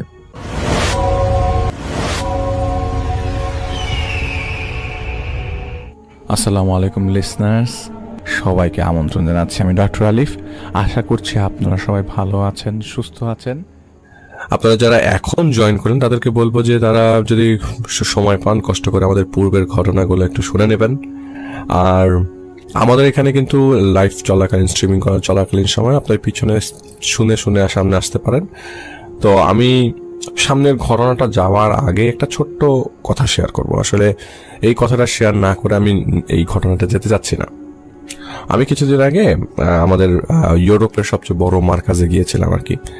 মার্কাজে গেলাম, মাসোয়ারা ছিল, আর অনেক সাথে দেখা সাক্ষাৎ হওয়া। আমাদের হালকা থেকে লোকজন গিয়েছিল, আমরা প্রায় 5 জন গিয়েছিলাম মাসোয়ারাটা শুনতে। তো আমরা যখন মাসোয়ারা শুনছিলাম, তো আমার মোস্ট অফ দ্য টাইম আমি সবসময় একটু বয়ানের দিকেই বেশি মনোযোগী হই। তো এখানে আমাদের বয়ানে একটা কথা সবসময় বলা আছে যে আমাদের ইয়াংস্টার যারা আমাদের নেক্সট লিড করবে তাদেরকে সবসময় আমরা মোটিভেট করবো এবং হাসি মুখে মোটিভেট করব। এই কথাটা ওই সময় বয়ানটা চলছিল। ওই বয়ানটা শেষ করার পরে আমি আমাদের ওই শেষ বয়ান ছিল। শেষ বয়ানের পরে আমি যখন রওনা দিব আমাদের ওই আমাদের ইউরোপের এই মার্কাজটা আসলে ডিউসবারিতে, এটা হচ্ছে আপনারা জানেন কিনা জানি না, লিডস নামে একটা জায়গায়। তো এই লিডস যে জায়গাটাতে, ডিউসবারিটা খুব ছোট্ট একটা শহর এবং আশেপাশে সবকিছুই হালাল। এখানে কোনো কিছু হারাম পাওয়া যায় না, মানে সব হালাল। মানে আশেপাশে ইসলামিক দোকান, বাসা মুসলিম। অনেকদিন যাবত এখানে মার্কাজটা তো আশপাশ ঘিরে যেসব এলাকায় মানুষ এসছে, তারা আসলে যারা মাইগ্রেট করে এসছে বা যারা থাকতে এসছে তারা সবাই মোরলেস মুসলিম। তো আমি যখন ওখান থেকে বের হলাম, আমাদের সবাই রওনা দিব, এখন 4 ঘন্টা লাগে আমাদের বাসা থেকে ওখান থেকে আসতে। তো আমার সাথে একজনের পরিচয় হলো। আমি আসলে খেতে যে পরিচয়টা হয়েছে, ওই ভাইটা আসলে পাকিস্তানি। তিনি এই দেশে কবর খোঁড়ে, মোস্টলি কবর খোঁড়ে, এবং তার কাজই হচ্ছে কবর খোঁড়া। আর এখানে আপনি চাইলেই কোদাল দা দিয়ে কবর খুঁড়তে পারবেন না। এখানকার সিমেট্রি গুলাতে মুসলিমদের জন্য কিছু কিছু সিমেট্রিতে জায়গা আছে। তো এখানে কবরের নিয়মও কিন্তু অনেক ডিফারেন্ট। আপনাকে ওই এখানকার নিয়ম ফলো করে কবর দেওয়া হয়, ওই কফিনের মধ্যে ডেড বডি রেখে কবর দেওয়া হয় অন্যদের ক্রিশ্চিয়ানদের মতো। কিন্তু মুসলিমদেরটা একটু অন্যরকম ভাবে, কিন্তু কফিনের মধ্যে ডেড বডি রাখা যায়, আপনি মাটির মধ্যে লাশ শোয়াতে পারবেন না এখানে। তো আমি যেহেতু ওনার কাছ থেকে ওনার সাথে কথা হলো, হাসি সাক্ষাৎ, এখানে তো সবাই হাসি দিয়ে কথা বলে। তো কথা বলতে বলতে একটা পর্যায়ে জিজ্ঞেস করলাম যে আপনার ভয় লাগে না? বলে যে আমি অনেকদিন যাবতই কাজটা করি, ভয় শুরুতে লাগতো, এখন আর লাগে না, এখন তো প্রফেশনের জন্য করি, লাশ হাতে থাকলেও ভয় লাগে না। কিন্তু একটা ছোট্ট ঘটনা তিনি আমার সাথে শেয়ার করেছেন। তিনি বলেছেন যে আসলে সেটা তার হ্যালুসিনেশন ছিল নাকি ব্যাড ড্রিম ছিল, ওইটা সারাদিন এমনভাবে পাস হয়েছে যে সেটা পরবর্তী সময় তার যখনই মনে হয়, তার কাছে মনে হয় যে আপনি স্বপ্নে দেখেছেন। আসলে এটা স্বপ্ন ছিল কিনা তিনি জানেন না, এটা তিনি লাইভ দেখেছেন এবং সত্যিকারে দেখেছেন। তো তিনি ওইখানে একজন মহিলা মারা গিয়েছিল কোভিডের সময়, খুব বেশি দিন আগের কথা না, এটা 2021-এর মাঝামাঝি সময়, 2020-এর মাঝামাঝি সময়, জুন জুলাইয়ের দিকে। তখন এইখানের অবস্থা খুব খারাপ ছিল। আর কোভিডের সময় তো লাশ দাফন করার জায়গা পাওয়া যাচ্ছিল না, এরকম অবস্থা। তো এইখানে এক মহিলাকে দাফন করার জন্য 3জন লোক আসে আর কি। তারা মহিলাকে দাফন করার জন্য গাড়িতে করে ডেড বডিটা নিয়ে আসে। কোনো ধরনের অন্য বইতে কফিনে ভরা বা কফিন পাওয়ার মতো অবস্থা ছিল না, তখন এত কফিন পাওয়া যাচ্ছিল না আর কি। তো মহিলাকে একটা র্যাপ করে নিয়ে আসে। মহিলাটা ক্রিশ্চিয়ান ছিল। তো উনি যখন নিয়ে আসছে, ওনারা রাত তখন 8:30-9টা বাজে। আর যারা নিয়ে আসছে তারা স্বেচ্ছাসেবক, মহিলার কোনো আত্মীয় স্বজন নাই, এরা স্বেচ্ছাসেবক, এরা নিয়ে এসছে, তারা পাশে বাসায় থাকে। তারা বললো যে আমরা দেখলাম যে জানালা দিয়ে দেখা যাচ্ছিল যে মহিলা শুয়ে আছে। তো পরবর্তী সময়ে 3-4 ঘন্টা যাওয়ার পরে মহিলা ওখান থেকে ঘুম থেকে উঠছিল না। আমরা মনে করেছি যে উনি আর নাই। তো তারা রিসিভ করে, তার ওখানে ডেড বডিটাকে ওইভাবে রাখা যাচ্ছিল না আর কি। পরে ওরা ফোন দেয়, ট্রিপলটাকে ফোন দেয়, হসপিটাল থেকে লোক আসে প্রায় 3-4 ঘন্টা পর। কারণ এখানের হসপিটালে তখন মারাত্মক বিজি ছিল, হসপিটালের লোকজন, অ্যাম্বুলেন্স তো পাওয়াই যাচ্ছিল না। পরে তারা অ্যাম্বুলেন্সের লোকজন বলে যে আপনারা পারলে দাফন করে ফেলেন, আমাদের আসলে অনেক জায়গায় যেতে হচ্ছে, মুমূর্ষু রোগীদেরকে আমাদের হাসপাতালে নিতে হচ্ছে। তো যাই হোক, ওনারা পরে উদ্যোগ নিয়ে সবাই মিলে 3-4 জন মিলে উদ্যোগ নিয়ে 3 জন তখন কবরস্থানে আসে। তো কবরস্থানে ওর তো জানাজা নাই, ওরা লাশটা ফেলে চলে যায়।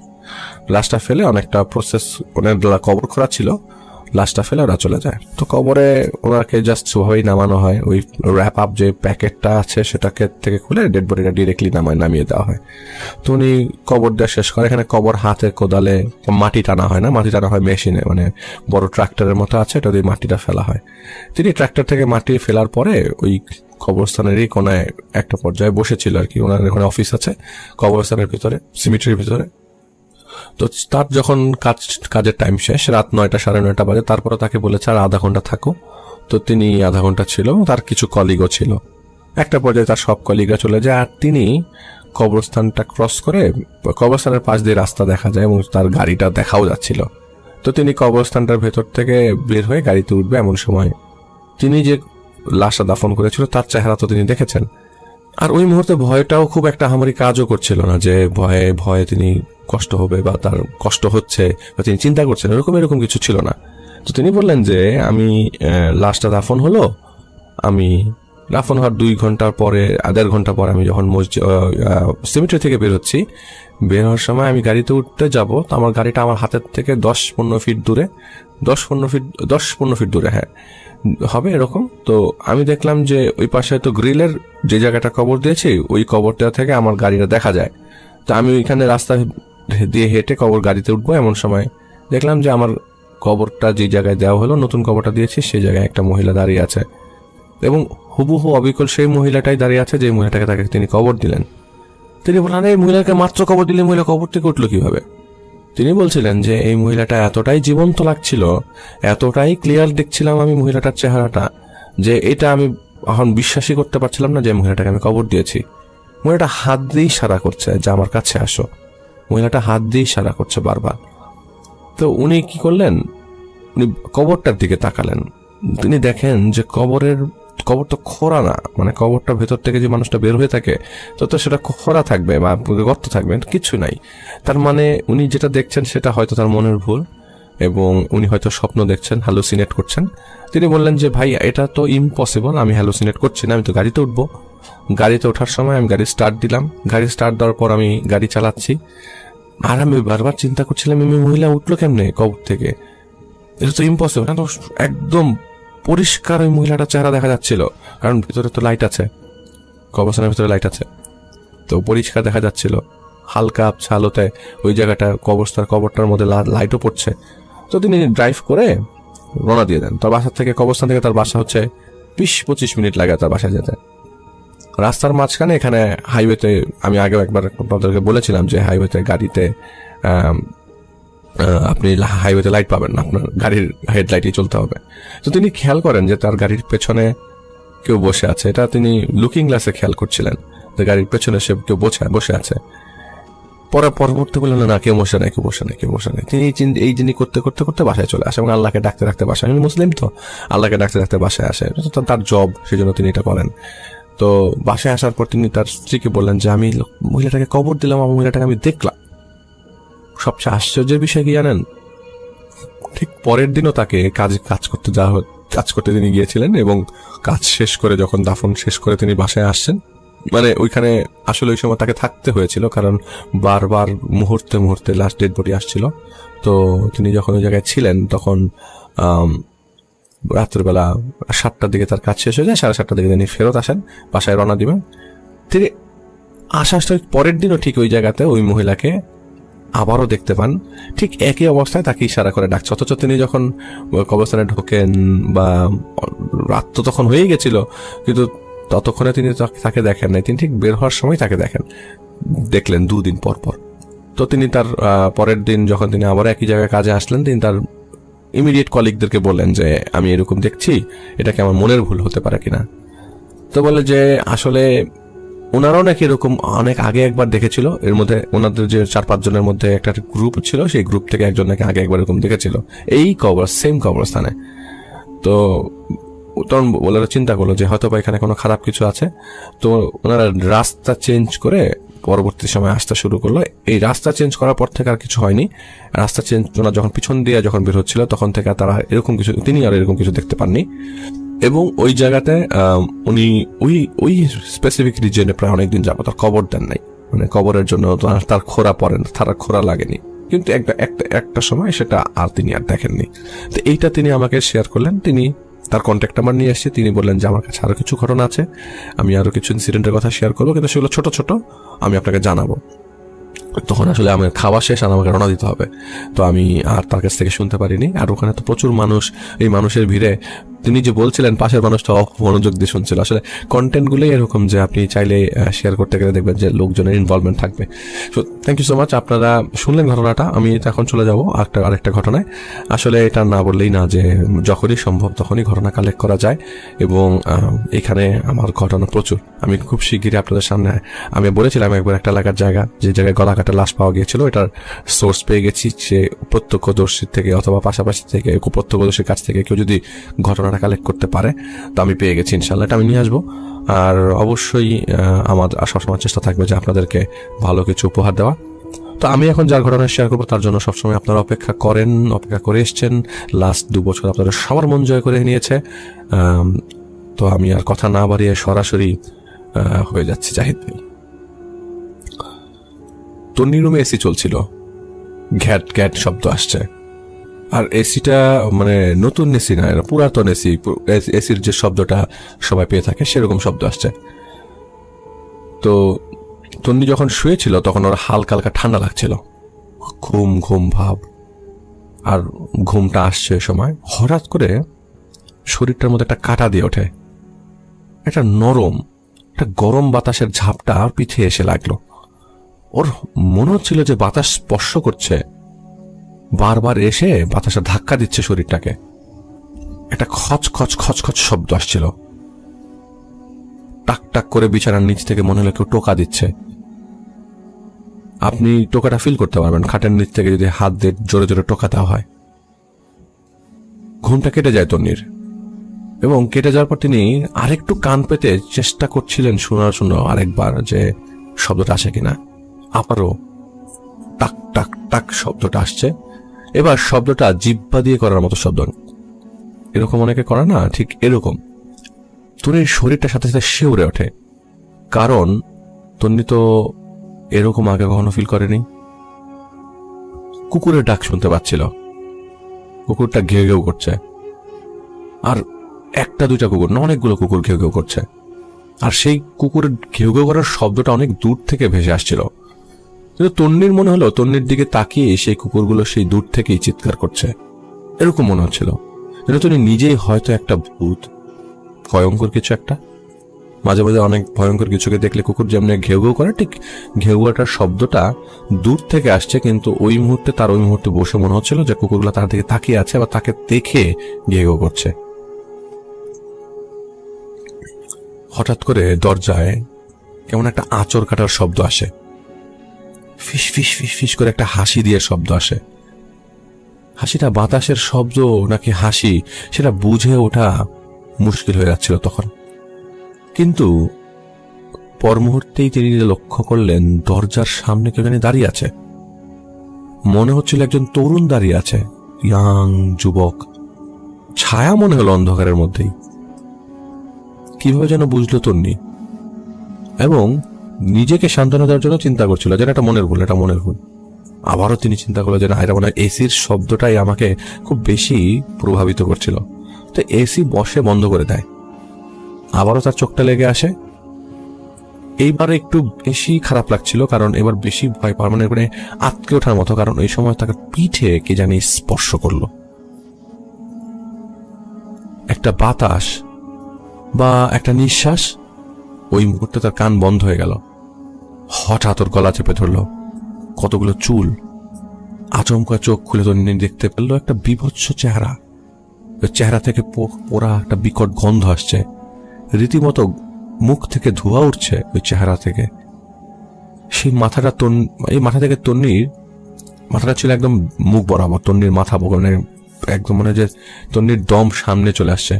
গরম নিঃশ্বাসটা তন্নি একদম পুরা ডিরেক্ট ও ফিল করছিল, একদম নিজের চেহারার উপর। হঠাৎ অজস্র হাত তন্নির শরীরে ঘোরাফেরা করছে, ওকে টাচ করছে অনেকগুলো হাত একসাথে। সজরে একটা ঝাঁকি দিয়ে উঠলে জেগে ওঠে তন্নি, ধরফর করতে থাকে। তন্নি বুঝলো যে এটা স্বপ্ন দেখেছে, খারাপ স্বপ্ন, দুঃস্বপ্ন যেটাই বলা যায়। কিন্তু তার দুঃস্বপ্ন না, শিকারকে চোখে দেখেছে শিকারী, অদৃশ্য মান শিকারীর অস্তিত্বর আগমনী বার্তা। পরের দিন ভার্সিটি থেকে বাসায় ফিরল তন্নি। পড়ছিল টেবিলে বসে, কলমের গোড়াটা দাঁতে, বারবার লাগানোর অভ্যাসটা তার তখনও যায়নি। একটা স্বপ্ন তন্নি কিছুদিন আগে দেখেছিল, সেই স্বপ্নটার কথা হঠাৎ করে মনে পড়ল তন্নির।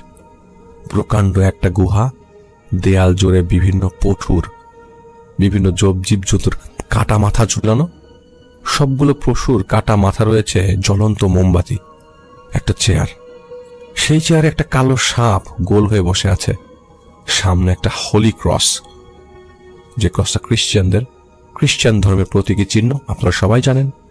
সেই হোলি ক্রসটা উল্টো করে ঝুলানো, রক্ত বেয়ে পড়ছে টপ টপ করে, আর সেই ক্রসের নিচেই একটা লাশ পড়ে আছে, রক্তাক্ত লাশ। লাশটার চুলগুলো সামনের দিকে। হুট করে আজ মনে পড়ল তন্নির সেই স্বপ্নটার কথা, একদম দম বন্ধ হওয়ার স্বপ্নের কথা। এটা হুট করেই মনে হলো। তন্নির মনে হলো কে যেন ওকে দেখছে। একরকম অস্বস্তি অনুভব করতে লাগলো। পড়া রেখা পরে এত কিছু করার পর পড়ালেখা করা যায় না, পড়া রেখে উঠে চলে গেল তন্নির মায়ের রুমে। রাতের বেলা এসিটা সেই একই শব্দ করছিল। ঘুমের মধ্যে মনে হলো তন্নিকে কেউ স্পর্শ করছে, তলপেটে একটা চাপ অনুভব করলো, সাথে সাথে ঘুমটা ভেঙে যায় তন্নির। কেমন আঠালো আর ভেজা লাগছিল তলপেটের নিচের দিকে। তন্নি তাকিয়ে দেখলো রক্ত। রক্ত দেখে সাথে সাথে তন্নি মনে করলো একটা পিরিয়ডের রক্ত হতে পারে। এক পলকের জন্য মনে হলো বিছানায় কেউ শুয়েছিল। আবারও তাকালো তন্নি, কিছুই দেখলো না সে। বাথরুমে যাওয়ার পর রক্ত দেখে তন্নি বুঝতে পারলো না কি করবে। সেদিন রাতের পর থেকে তলপেটটা ভার হয়ে গেল তন্নির।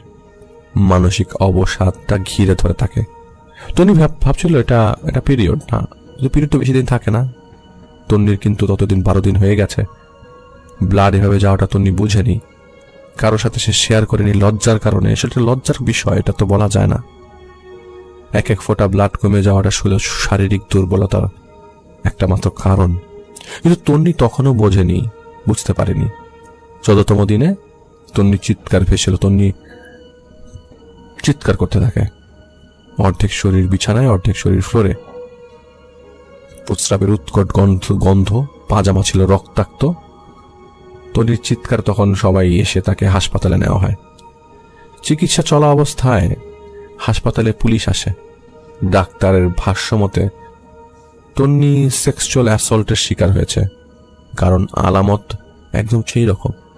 তন্নির ব্লাডার এতটাই ক্ষতির শিকার হয়েছে যে প্রস্রাব ধরে রাখতে পারছে না, সাথে ব্লাড লস তো আছেই। মেয়েটা অজ্ঞান। এদিকে ডাক্তার এসে আগে তার বাবাকে বলল। তন্নির বাবা আসমান থেকে পড়লেন এই কথা শুনে। কিভাবে কিভাবে? মেয়ে তো ছিল ঘরে, মেয়ে তো সুস্থ, তাহলে ডাক্তার উল্টাপাল্টা কথা বলছে কেন? ডাক্তারকে তারা দোষারোপ করতে বসে পড়ে। সাধারণভাবে খুব স্বাভাবিক এটা। এদিকে তন্নির সেন্স ফিরে আসার পরও স্পষ্ট হয়নি কিভাবে তন্নির এই অবস্থা হলো। কাউন্টলেস ট্রিটমেন্ট হলো তন্নির, দেশের বাইরে, সাইকোলজি থেকে শুরু করে যা যা করা যায়। ব্লিডিং কিছুদিন বন্ধ থাকতো, আবার শুরু হতো। এদিকে ধীরে ধীরে নিশ্চুপ হয়ে গেল। এক একদিন করে চলে গেল কয়েক মাস। সুন্দর অমায়িক তন্নি কালশিটে হয়ে গেছে। সারা শরীরে তখন ছোপ ছোপ দাগ পড়তে শুরু হলো। তন্নিকে দেখে একদিন তন্নির এক নানা এসেছিলেন। তিনি সেদিন তন্নিকে দেখেই তার হাতের লাঠি তুলে ইশারা করে বললেন, তন্নি তোকে তো খবিজ ধরেছে, তোমরা তাড়াতাড়ি হুজুর আনো, নাহলে মেয়ের অবস্থা আরো খারাপ হয়ে যাবে। তন্নির নানাকে শান্ত করে বোঝানো হলো যে তন্নিকে জিনে ধরেনি, কিন্তু তন্নির বাবার এই কথাটা প্রথমবার কানে যেতেই ধরে ফেলল। তন্নিকে জিনে কিছু করেনি। সেদিন রাতেই তন্নির নানা হার্ট অ্যাটাক করলেন। সকালে উনি মারা গেলেন। উনি মারা যাবার পর ওনার গোসল যখন দেওয়া হচ্ছিল, তখন তন্নির মুখ থেকে একটা কথা তন্নির বাবাকে কাঁপিয়ে দিয়েছিল। তন্নির নানার বুকের হাড় ভাঙা ছিল, কারণ ওনাকে উপর অবস্থায় পাওয়া গেছিল। আর তন্নির নির্লিপ্ত ভঙ্গিতে বলেছিল, বাবা, নানুর বুকের হাড় ভাঙা, তাই না? উনি মেয়ের দিকে তাকিয়ে আছেন, বলেন, তুমি কিভাবে জানলে? তন্নি বলছিল, এমনিতেই হাড় ভেঙে চেপে গেছে, তাই না বাবা? তন্নির কথা শুনলেন ঠিকই, কিন্তু আর কিছু বললেন না। তন্নির রুম থেকে বের হওয়ার সময় প্রথমবারের মতো একটা অস্তিত্ব কথা বলল, একটা হাড় ভাঙেনি, সবগুলো হাড় ভেঙে দিয়েছি। তন্নির বাবার শরীরটা ধাক্কা দিয়ে কেঁপে উঠল, কারণ এটা ওই শব্দটা তিনি শুনলেন, কেউ যেন বলল। উনি বের হয়ে এলেন। সেদিন জানাজার পর হুজুরকে তিনি জিজ্ঞেস করলেন, আপনি তো তন্নির কথা শুনেছেন, আচ্ছা, তন্নির কি অন্য কোনো সমস্যা থাকতে পারে? তো হুজুর বললেন, আপনি কোনো চিন্তা করবেন না, শুধু দোয়া কালাম পরে মেয়ের সুস্থতা কামনা করেন, আর কিছু করা লাগবে না। সেদিন রাতে তন্নির কাছে তন্নির বাবা যায়। আজ কেমন যেন ভার ভার লাগছে ওনার। তন্নিকে দেখে ভয় করছে, মনে হচ্ছে তন্নির আশপাশে কেউ আছে। উনি মেয়ের পাশে বসে দোয়া পড়ছিলেন, কারণ এরকম অবস্থায় আসলে দোয়া পড়াটাই খুবই শ্রেয়। মানে উনি চাইছিলেন হয়তো দোয়া পড়লে হয়তো মেয়েটার শরীরটা ভালো থাকতে পারে বা কোনো খারাপ কিছু নাও আমরা দেখতে পারি। তো তিনি দোয়া পড়ছিলেন, আর দোয়াটা পড়ছিলেন তন্নির মাথায় হাতটা রেখে। সাথে সাথে কিছুক্ষণের মধ্যেই তন্নি বমি করে দিল। বমিতে বিশ্বাস করবেন কি বেরিয়েছে? বমিতে বেরোল একটা কালো কাক। কালো কাকের মাথা তন্নির বমির সাথে বেরোলো। তন্নির চোখে মুখে মুহূর্তে একটা শয়তানি হাসি, মুখে কাকের পশম লেগে আছে। তন্নি বিশ্রী গলায় বলল, সারপ্রাইজ। এটা বলেই সে আবারও বমি করল। বের হয়ে এলো আরেকটা কাকের মাথা। তন্নির বাবা ভয়ে কাঁপতে কাঁপতে তন্নির মাকে ডাকতে গেলেন। এমন সময় তন্নি, যে নড়তে চড়তে পারে না, সে তার বাবার কাঁধে উঠে বসলো। দাঁতে দাঁত ঘষতে ঘষতে সে কামড়ে ধরল বাবার ঘাড়। ততক্ষণে তন্নির মা, তন্নির ভাই চলে এসছে। তন্নি ওর বাবাকে ছেড়ে দিয়ে লাফিয়ে বিছানায় উঠে বসলো। সদ্য বমি করা সেই কাকের মাথা মুখে নিয়ে এবার কটকট করে চাবাতে লাগলো। তন্নির মা তন্নিকে ডাকলো, মা, তন্নি, কি হয়েছে মা তোর? তখন তন্নি দাঁড়িয়ে গেল, দুই হাত দুই পাশে মেলে ধরে, এক পা অপর পায়ের উপরে রেখে আরো আড়াআড়ি ভাবে দাঁড়ালো যীশু খ্রিস্টের মতো। অপেরায় যেভাবে টেনে বলা হয় সেভাবে বলার মতো টেনে তন্নি বলল, আমরা মাইকেলস। এরপরে হাসি শুরু, রীতিমতো পাগলের মতো তন্নি হাসছে। হাসতে হাসতে তন্নির নিজের তলপেট আঁকড়ে ধরল। প্রস্রাব বেরিয়ে এলো তন্নির। এরপর আবার হাসি। মেয়েকে সাথে সাথে তন্নির মা ধরে ফেললো। আসলে ভয় পাচ্ছিল সবাই, পরিবারের সবাই তখন রীতিমতো কাঁপছিল, কান্না করছিল। তন্নির মা বুঝতে পারলো না কি হয়েছে। উনি জিজ্ঞেস করছিল, কি রে মা, তোর কি হলো? তখন বিড়বিড় করতে থাকা তন্নি বলছে, তোর মেয়ে এখানে নেই, তোর মেয়ে তো এখন পতিতালয়ে। পতিতালয়ে তোর মেয়ে? তো আসলে পতিতালয়টা তিনি খুব সুন্দর করে বলেছেন। আসলে এতটা সুন্দর করে তিনি বলেননি, এটা খারাপ অর্থে বলেছে। এরপরে সেদিন স্পষ্ট হয়ে যায় আসলে তন্নির সমস্যাটা কোথায়। এই ঝামেলাগুলোর পর একের পর এক হুজুর আসলেন, সমাধান হচ্ছিল না, বরং ধীরে ধীরে প্রকাশ পেতে শুরু করে তন্নি কার কবজায় আছে। তন্নি ছিল মাইকেলদের কবজায়। 7 জন মাইকেল, আর তাদের লিডার হলো গেব্রিয়েল। ওরা দাবি করছে ওরা ফেরেশতা, আর তন্নি হলো পাপী বান্দা। তাই ওরা তন্নির রূহকে শাস্তি দিয়ে পবিত্র করার চেষ্টা করছে নিজেরাই। তো একদিন রাতের বেলা তন্নি বিড়বিড় করছে, হঠাৎ তন্নির মা দেখতে পারে একটা কালো ছায়া ওই জায়গাটাতে। এই পাশ থেকে ও পাশে দৌড় দিয়ে চলে গেল। তন্নির বাবা শুনলেন তন্নি তাকে ডাকছে। তন্নির মা দেখতে পায় যে সেই কালো ছায়াটা কিচেনের দিকে চলে গেল, আর বেরিয়ে এলো হাতে একটা বটি নিয়ে। তন্নির বাবা দেখলো তন্নি বিছানায় কাতরাচ্ছে। তন্নির পেট অস্বাভাবিকভাবে বড়, যেন তন্নি বাচ্চা ডেলিভারি হবে। তন্নির মা দেখতে পেলেন বটি হাতে নিয়ে সেই ছায়া তন্নির বাবার পেছনে দাঁড়িয়ে আছে। তন্নির বাবা দেখছিল তন্নি নিজের এক হাত ভেতরে ঢুকিয়ে টেনে বের করে আনলো একটা বাচ্চা, মরা বাচ্চা। নাড়িটা ঝুলছে, গর্ভ ফুলের সাথে সাথেই। তখন তন্নি একটা মায়া ভরা অশ্লীল হাসি দিল, আহ করে একটা শব্দ করলো, এক গাদা রক্ত বেরিয়ে এলো। তখন তন্নির বাবা এটা দেখে আর থাকতে পারেনি, বাবা জ্ঞান হারিয়ে পড়ে গেলেন নিচে। তন্নির মা দেখলেন বটি দিয়ে নিচে পড়ে থাকা তন্নির বাবার গলা কাটছে সেই ছায়াটা। উনি এক চিৎকার দিয়ে বাইরে বেরিয়ে হয়ে গেলেন। বেহুশ তন্নির বাবাকে সরিয়ে আনা হয়। এরপর থেকে লাগাতার তন্নিদের বাসায় বিভিন্ন লোক এসে বিভিন্ন কিছু করেও কিছু করতে পারছিল না। সবাইকে তন্নি বলতো, একটা চাকু নিয়ে আয়, গলাটা কেটে দে, আমাদের মুক্ত করে দে, আমাদেরকে মুক্ত করে দে, মুক্ত করে দে তন্নিকে। এভাবেই গেল আরো অনেক দিন। গেল কয়েকদিন আগে আল্লাহর চাওয়া তন্নির ব্যাপারে আমি জানতে পারি। আমি যখন তন্নির কথা শুনছিলাম আমার শির দাঁড়িয়ে যায়, এক অস্বস্তি অনুভব করতে থাকি আমি। তখনই বুঝতে পারি না মেয়ের সমস্যা আছে। আমি মেয়ের বাবার মুখে কথাগুলো শোনা মাত্রই বললাম আমি যাব মেয়েকে দেখতে। সেদিন রাতে আমাকে খবর দেওয়া হয় যে 7 জন তো আছে, ওরা মেয়েটাকে শেষ করে দিয়েছে। তো এই মেয়ের জিন্দা না থাকে উত্তম, কারণ ওকে তিল তিল করে শেষ করে দিয়েছে। ওর রুটা ফিরে আসার পরেও শান্তি পাবে না, ওকে কুরে কুরে খেয়ে ফেলেছে ওরা। তো ওরা প্রতিনিয়ত মেয়েটাকে শেষ করে দিচ্ছে। তা আমি ওই সময় ওই মুহূর্তে যখন আমি সব কথাগুলো শুনি, আমি সবসময় চেষ্টা করি চুপ থেকে মনোযোগ সহকারে কথাগুলো শোনার। তা আমি কথাগুলো শুনলাম কেবল। তো আমি পরদিন মেয়েটার কাছে যাই। তো মেয়েটাকে আমি এক পলক দেখলাম। তো আমি মেয়েটাকে এক পলক দেখার পরপর আমি মেয়েটার চেহারাটাই দেখি নেই। আমি দেখতে পেলাম সুন্দর একটা ছেলে, 13-14 বছরের সুন্দর একটা ছেলে বসে আছে মনে হলো। পর মুহূর্তে দেখলাম তন্নি বসে আছে। আমাকে দেখে সে বলল, পয়গাম নিয়ে আসছিস? আমি বললাম না সোনা, জুতা নিয়ে আসছি পায়ে। এমন মারা মারবো সোনা, তোর বাপের নাম ভুলে যাবি। তন্নি হেসে ফেলল। সে বলল, আমাদের বাবা, আরে আমরা তো সবাই বেশ্যার ছেলে, বাবা নাম হয় না বলে ক্লিক করে একটা শব্দ করলো সে। আমি বললাম, মেয়ে কোথায়? তন্নি বলল, মেয়ে কোথায়? আহা, মেয়ে কোথায়? মেয়েটাকে এখন মাইকেলের কাছে, মাইকেলের কবজায়। সে আনন্দ করছে ভালো মতো, এমন ভাবে আনন্দ করছে যে সব বের হয়ে যাবে। আমার মাইন্ডে লাগলো কথাটা, আনন্দ করছে। আপনারা আরো খারাপ অর্থে সে বলেছে। এসব জায়গায় আসলে সত্যি কথা বলতে আপনি আপনাদেরকে বলে নেই যে এসব জায়গায় যখন ডিল করতে যাই আমি, তখন আমাকে মোস্টলি খারাপ কথাই শুনতে হয়। আর এই যখন আমাকে এই কথাটা বললো, তখন আমার মাইন্ডে লেগে যায় কথাটা।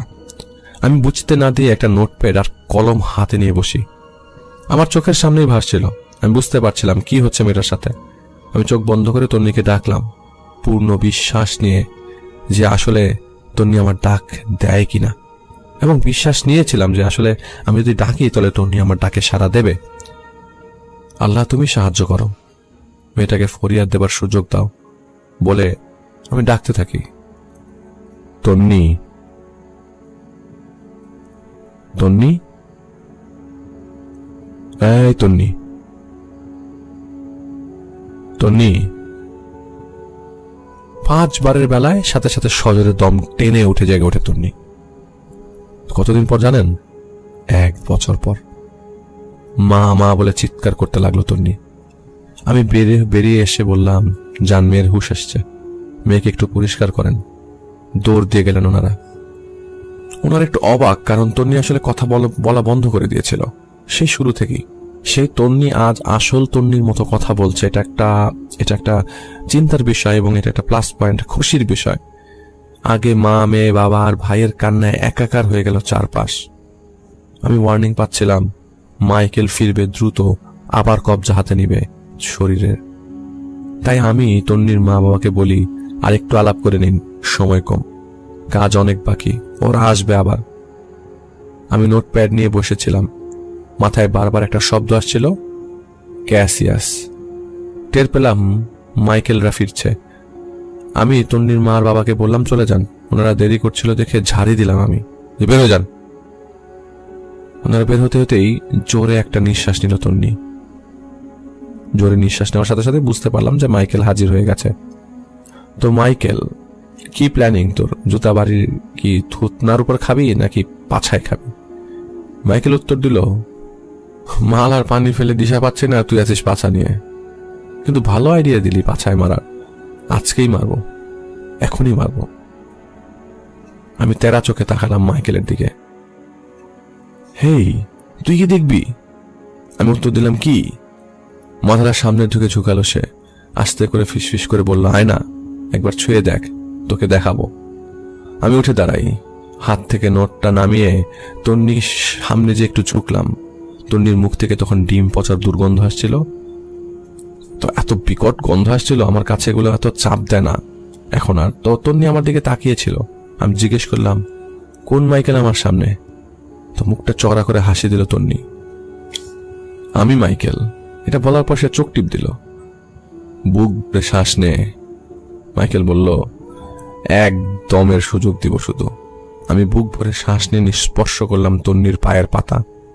সাথে সাথে আমার দম আটকে গেল, বিদ্যুৎ বেগে মাথায় চিলিক দিল। চারপাশ অন্ধকার হয়ে ধাম ধাম করে কলিজা আমার বাড়ি মারতে লাগলো। চারপাশ ঝাপসা একটা রুম। হ্যাঁ, একটা রুম, অল্প আলো, বাইরের শব্দ, রিক্সা বা গাড়ির টিং টিং এর শব্দটা পরিষ্কার শুনতে পাচ্ছি। দরজা একটা, প্রায় 1 অথবা 2 ইঞ্চি খোলা, ভেতর থেকে শব্দ আসছে।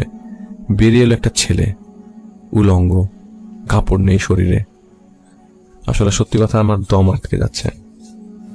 সে আমার দিকে তাকিয়ে হাসলো, দাঁতগুলো ময়লা, বুকে পশম ভরা। সে এক হাত দিয়ে দরজা খুলে দিল। কি দেখলাম আমি, কি দেখলাম! একটা রুম, বিছানায় বাঁধা তন্নি আর 6 জন মাইকেল সেই বিছানায়। আর কি দরকার আছে বর্ণনা দেওয়ার? আমি এগুলো দিতে চাই না, এইসব জিনিসগুলোই আমি বলতে চাই না আপনাদেরকে, যে আমি আসলে মাঝে মাঝে এমন সব জিনিস দেখি, সেসব বর্ণনা আর আসলে আমার বিয়ন্ড ইমাজিনেশন। আপনারা হয়তো জোর করেন, জাহিদ ভাই আপনি আপনার ঘটনার ডিটেলস আমাদের বলেন। আমি যদি ডিটেলস বলি, আপনারা আমার কেউ ঘটনা শুনবেন না, কারণ আপনার কাছে সেই ডিটেলস গুলো ঘৃণা লাগবে আপনাদের। আমার ঘৃণা লেগেছে, আমার ঘৃণা লাগে। আমি যখন এসব কাজগুলো করি মাঝে মধ্যে ঘৃণা লাগে। এখন আমার ঘৃণা লাগছিল। ঘড়ির টিকটিক শব্দ, 12 সেকেন্ড। ঘোর কেটে যাবার পর আমি আমার হুঁশ হারিয়ে ফেলেছিলাম। আমি মাইকেলকে মারতে গিয়েছিলাম। মাইকেল সাথে সাথে মাথা কাত করে গলা আগিয়ে দিল, নে নে কেটে দে, মাথা কেটে দে, আর খতম করে দে তন্নিকে, আর মুক্ত করে দে। তা আমি মারতে না পেরে সরে এসে আগে চেয়ারে লাথি মেরে বসি, দেয়ালে ঘুষে মারি কয়েকটা। কে জানি এসেছিল দৌড় দিয়ে সেই রুমে, দরজা দিয়ে। তাকে ঝাড়ি মেরে বের করে দিয়েছিলাম, আমার মনে নেই কে আসছিল। পরে খেয়াল আসলো সে ছিল তন্নির বাবা আর মামা। আমি বসে পড়লাম মাথার চুল টানতে টানতে ফ্লোরে। আমি বসে মাথার চুল টানছিলাম, আমি চিন্তা করছিলাম আমি কি করব। আমি নিজেই ইমাজিন করতে পারছি না ওই রুটাকে কিভাবে যন্ত্রণা দিচ্ছে। শরীর জীবনে ওই যন্ত্রণা সইতে পারবে না, শরীরে এই ক্যাপাবিলিটি নাই। মাইকেল আমাকে বলল, এই চুল ছিড়িস না। এটাই তো আসল সাধনা। এক বিছানায় 7 মাইকেল আর তন্নি। আমি উঠে গেলাম, তেরে গেলাম মারতে। কিছুই করতে পারছি না। একবারে গেড়ে বসে আছে তন্নির ভেতর। তন্নির জেগেও আছে, ওর রুটা শেষ হয়ে যাচ্ছে। এই দাঁড়া, তোর কি মনে হয় তন্নি ঘুমাচ্ছে না? না না না না না, 24 ঘন্টাও জেগে আছে। 24 ঘন্টা মাইকেলরা ওকে ভোগ করেছে। বলতে বলতে প্রস্রাব বেরিয়ে এলো প্যাগে। এমন একটা ভং দেখালো যে প্রস্রাব করে সে আরাম পেয়েছে। আমার দিকে তাকিয়ে হাসলো মাইকেল। এই মাত্র মাইকেল নেমে গেল, আরেক মাইকেল উঠে গেল। আমি আর সহ্য করতে পারছিলাম না। আমি সহ্য করতে না পেরে থাপ্পড় মেরে বসি। থাপ্পড় খেয়েই খেয়ে করে তেড়ে উঠল, দাঁত কামড়ে বিড়বিড় করতে লাগলো আমাকে দেখে। আমি মাথার পেছনে চুল ধরে মাইকেল বলবে, মাইকেল তুই জানিস না আমি কি জিনিস? মাইকেল আমার দিকে তাকালো, মুখে হাসি। আস্তে করে বলল, আমি জানি তুই কে। তুই আর একটা বেশ্যার ছেলে। নে আমার গলা কাট, আমাকে মুক্ত কর, তন্নিকে মুক্ত কর, নইলে কি হবে জানিস তো? 1 মাইকেল যাবে, আরেক মাইকেল আসবে। ফুলের স্বাদ তো ভোমরা নিবেই।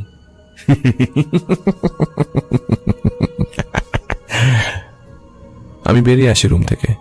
আমি বুঝতে পারছিলাম না আমি আসলে কি করব। আমার সময় লাগবে, আমার নিজেকে সময় দিতে আমার সময় লাগবে বুঝে উঠতে। আমি বেরিয়ে এসে তন্নির মা আমার বাবাকে বলি, আমি এখন যাচ্ছি, আসবো মাগরিবের পরে। কিন্তু কি মনে করে আমি আবার উল্টো রুমের মধ্যেই যাই, মানে বের হয়ে যাচ্ছে না, আবার রুমের মধ্যে যাই। রুমে ঢুকেই মাইকেলকে বলি, তোরা জানি কয়জন? মাইকেল উত্তর দিল না। আমি তন্নির বাবাকে জিজ্ঞেস করলাম জোর গলায়, মাইকেল কয়জন বলেন তো? ওর বাবা বলল 7 জন। আমি মাইকেলের দিকে তাকিয়ে তন্নির বাবাকে বলি, 7টা ছুরি কিনে আনেন, এনে আগুনে পুড়িয়ে লাল করেন। মাইকেল, আজকে তোকে মুক্ত করে দিব, আসলেই তোর আর কোনো খেলা না। তন্নিকে বাঁচানোর ধান্দায় আমি নাই। তুই জানিস না কার খপ্পরে তুই পড়েছিস। তন্নির বাবাকে বললাম, শুনেন আমি একটু পরে আসবো, 7টা ছুরি কিনে আনেন, আগুনে তাপ দেন। যত নাটক করুক, যতই কাঁদুক, শুনবেন না, যাবেন না ওর সামনে। আমি মাইকেলের দিকে তাকাই বললাম, মাইকেল, তুই তন্নির ক্ষতি করিস নাই, তুই আমার পাল্লায় পড়েছিস। আজকে তোর দিন শেষ। আমি হেঁটে মাইকেলের সামনে যেয়ে দাঁড়াই। নিঃশব্দে মাইকেলকে আমি বলি, আল্লাহর কসম খেলাম মাইকেল, আজ তুই বাঁচবি না। সরে এসে এবার আমি জোরে বললাম, আসতেছি আমি মাইকেল, আসতেছি। পরোয়ানা নিয়ে আসবো, সাথে থাকবে ফেরেশতা। বলে বের হয়ে আমি রুম থেকে বের হয়ে আসি আর কি।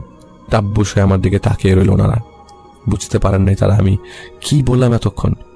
আমি রাস্তায় হাঁটছি, কিন্তু ওই দৃশ্য, মানে এতক্ষণ যা দেখলাম, ওই জঘন্যতম দৃশ্য আমাকে গিলে ফেলছিল। আমার সহ্য করা যাচ্ছিল না, সহ্য করা মুশকিল। আমি রাগ দমাতে পারছিলাম না। আকাশের দিকে তাকালাম, তপ্ত আকাশে দৃপ্ত হয়ে বললাম, হেল্প করো আল্লাহ, আমি আসছি। আজকে আমার আকাশটা মনে হচ্ছিল আগুনে জ্বলছে, পুরো আকাশটা লাল হয়ে গেছে। আমি পারছিলাম না। আকাশ থেকেও মনে হচ্ছে গরম জিনিস আমার শরীরে পড়ছে। আমার শরীরটা পুড়ছে যে সে জিনিসগুলো চিন্তা করে। আল্লাহর কাছে সাহায্য চাচ্ছি, আমি আসছি তোমার কাছে, সাহায্য করো আমার মালিক। আমি নামাজও পড়তে পারছিলাম না। অস্বস্তি আর ঘৃণায় আমার নিজেকে নাপাক মনে হচ্ছিল। আমি শ্বাসই নিতে পারছিলাম না, টু বি অনেস্ট। ঘৃণা আর রাগে শ্বাস নেওয়া সম্ভব না। এই জিনিস যারা দেখে তারাই বোঝে। আপনারা বুঝবেন কিনা আমি জানি না, তবে আমার ওই মুহূর্তে মনে হচ্ছিল আমি একটা নাপাক। নামাজ শেষ হলো, সালাম ফিরানো হলো। সালাম ফিরানোর পরে অনেক সময় জিকির করি, জিকির আজগরে মন থাকে আমার, কিন্তু আমি ফ্লোরের দিকে তাকিয়ে আছি। আমার ব্লাড প্রেশার বেড়ে যাচ্ছে, আমার চোখ অন্ধকার হয়ে যাচ্ছে, আমার মাথা দুলছিল। ধীরে ধীরে আমি দেখতে পাচ্ছি একটা জায়গা, একটা মাটির দেয়ালের মধ্যে গম্বুজের মতো করে কেটে বসে জায়গা বানানো। একটা কালো সাপ দেখতে পাচ্ছিলাম। কালো সাপ, 7টা আয়না। ওই আয়নাগুলোতে না আলোর ঝলক, মনে হলো কুপি বাতির আলো। মাঝখানে একটা বড় কালো সিন্দুক। এটা কাঠের সিন্দুক, কিন্তু উপরে কি জানি লেখা। আমার পেছনে দিগন্তের তারা, কোরআন তেলাওয়াত আসছে মৃদু স্বরে। আমার ঘরটা কেটে গেল কোরআন শব্দ করে পড়ার স্বরে। আমার ধরফরানি কমে গেছে। কোরআন পড়ার সময় যেই লাইনটুকু পড়ছিল সেই লাইনটুকু আমি আগে শুনেছি, সূরা আর রহমানের আয়াত, ফাবিআইয়ি আলাই রাব্বিকুমা তুকাজ্জিবান। তোমাদের রবের কোন নিয়ামতকে তোমরা উভয়ে অস্বীকার করবে? আমি আমার পুরো শক্তিটা ফিরে পাই। আমার চোখের সামনে ভাসছে অনেক কিছু। একটা রাস্তা, আলো নাই, কে জানি দৌড় দিচ্ছে, আর আমি দাঁড়িয়ে আছি। আজ মাইকেল শেষ। আমি মসজিদ থেকে বের হলাম। একটা ইমার্জেন্সি মেসেজ দিলাম আমি, আমার আর্জেন্ট হেল্প দরকার। সে যাতে আমার চোখের সামনে যেই জায়গাটা ভাসছে সেই জায়গায় যেন অপেক্ষা করে আমার জন্য। ইমার্জেন্সি মেসেজ দিয়ে তন্নির বাসায় না যেয়ে নিজের বাসায় চলে আসি। তন্নির বাবাকে বলে আমি রাতে আসব। আমি বাসা থেকে বের হবার পর তন্নি অনেকক্ষণ নাকি হাসাহাসি করছিল। আমি পালিয়ে গেছি হ্যান ত্যান, কিন্তু আজানের 20 মিনিট পর তন্নির 20 মিনিট পর থেকেই তন্নির আচরণ বদলে গিয়েছিল। তন্নি একদম চুপচাপ। এমনকি তন্নিদের বাসায় ভার অবস্থাটা নাকি কেটে গেছে। তন্নির বাবা আর মা স্পষ্ট টের পাচ্ছিল, ওনাদের দিল বলছিল আজ মেয়েটা মুক্ত হয়ে যাবে, আজ মেয়েকে তারা ফিরে পাবে। আমি রাতে তন্নির বাসায় যাই। আমার সামনে তন্নির বাবা ছুরি নিয়ে আসলো। আমি বলি, লাগবে না, আপনি বাইরে যান। গেট আমি আজ তালা মেরে দেইনি, নিজেই লাগিয়ে দিয়েছি। মোড়ামুড়ি করছিল মাইকেল। আমি ওর সামনে দাঁড়াই। মাইকেল, ও মাইকেল, কি মনে হচ্ছে না ফেরেশতা আছে না চারপাশে? এইটা শোনার পর মাইকেল মোচড়াচ্ছিল। মনে করেন আপনারা যদি কোনো মানুষকে জবাই করতে যান, সে যদি কোনো জায়গায় কোনো চান্স নাই ছুটে যাওয়ার, তখন যেভাবে মোচড়াচুচি করে না, ঠিক সেভাবে মোচড়াচ্ছিল। ডর, এটাকে বলে ডর, মরার ভয়। এর চেয়ে বড় ভয় দুনিয়াতে পাপীদের জন্য আর কিচ্ছু নাই। পাপীরা মরার ভয় সবচেয়ে বেশি পায়। এই তুই না আমারে বলছিলি তোর খোদার ইচ্ছাতে নাকি তুই তন্নির সাথে এমন হচ্ছে? না রে না, আমার আল্লাহ আমাকে স্বাধীন করে দিয়েছে। আর একটাই রাস্তা দিয়েছেন উনি, হয় ভালো করো না হয় খারাপ। শেষ বিচারের দিন হবে আসল মাপ, ওজন হবে ওই দিন। ওই দিন হবে ওজন। আমারটা আমি জানি না, তোর ওজন তো ডেফিনেটলি কত লক্ষ টন হবে কে জানে, কারণ তুই কাফের। তেরে গেলাম আমি তন্নির দিকে, ওর মাথা দুই পাশে আমি চেপে ধরেছি। আমার মুখ দিয়ে কি বের হচ্ছে আমি নিজেই জানি না, সত্যি জানি না, কিন্তু চারপাশটা আমার ভুম ভুম ভুম ভুম করছিল, বিছানা কাঁপছিল, গ্লাস ভাঙলো। আমি তাকিয়েছিলাম শুধু তন্নির দুটা চোখের দিকে, তাই আমি দেখতে পাচ্ছিলাম ওই রুমের দরজা উড়ে গেছে, এক এক করে বেরিয়ে আসছে মাইকেলরা। আগুন তাদের শরীরে দাউ দাউ করে জ্বলছে, সেই রুমটার মধ্যেও আগুন জ্বলছে। হঠাৎ আমি দেখতে পাই মাইকেল তন্নির পেছনে। এবার আমি ওর চেহারা দেখতে পাচ্ছি, সেই চেহারা আমি ডান হাত দিয়ে ধরে ফেলেছি। আমার হাতে হাতির চেয়ে বেশি জোর তখন। টান দিয়ে তুলে নিয়ে আসলাম মাথাটা, ছিঁড়ে চলে আসলো হালকা পুতুলের মতো। আমার বাম হাতে ধরা তন্নি পড়ে গেল বিছানায়। শুধু আমি এতটুকু মনে আছে যে আম্মু নামের ডাক আমার কানে আসলো, কিন্তু আমার নজর আমার ডান হাতে, ঝলসে যাওয়া মাথা আমার হাতে, মাইকেলের মাথা ঝরে গেল আমার হাতের উপর, কালো ছাই হয়ে ঝরে গেল। ততক্ষণে রুমে চলে এসেছিল তন্নির বাবা মা, আত্মীয়রা যারা ছিল, কারণ বিকট একটা শব্দ হয়েছিল ওই সময়, বিশাল বিকট শব্দ হয়েছিল। তন্নিকে তারা হুঁশে দেখতে পেল দ্বিতীয়বারের মতো এই 1 বছরে। তন্নি ওর মাকে জড়িয়ে ধরেছিল। আমি ওই রুম থেকে বের হয়ে এলাম, কিন্তু ফ্লোরে তখনও পড়ে গিয়েছিলাম। আসলে আমার হাত পা কাঁপছিল, আমি যখন কাজটা করছিলাম আমার সারা শরীর কাঁপছিল। আমি বের হতে যাবো, পড়ে গেলাম, আমার মাথা ঘুরছিল। আমার মনে হলো তন্নি যখন পড়ে যাচ্ছিল বিছানার উপর, তখন একটা ছেলেকে আমি দেখেছিলাম, 13-14 বছরের মেইলি চুলের ছেলেকে, যে লাফ দিয়ে নেমে গেছিল। তো আমি উঠে দাঁড়াই, সবকিছু শান্ত হলো। এই শান্ত ভাবটা আসতেও বেশ কিছুক্ষণ সময় লাগে আর কি এসব জায়গায়।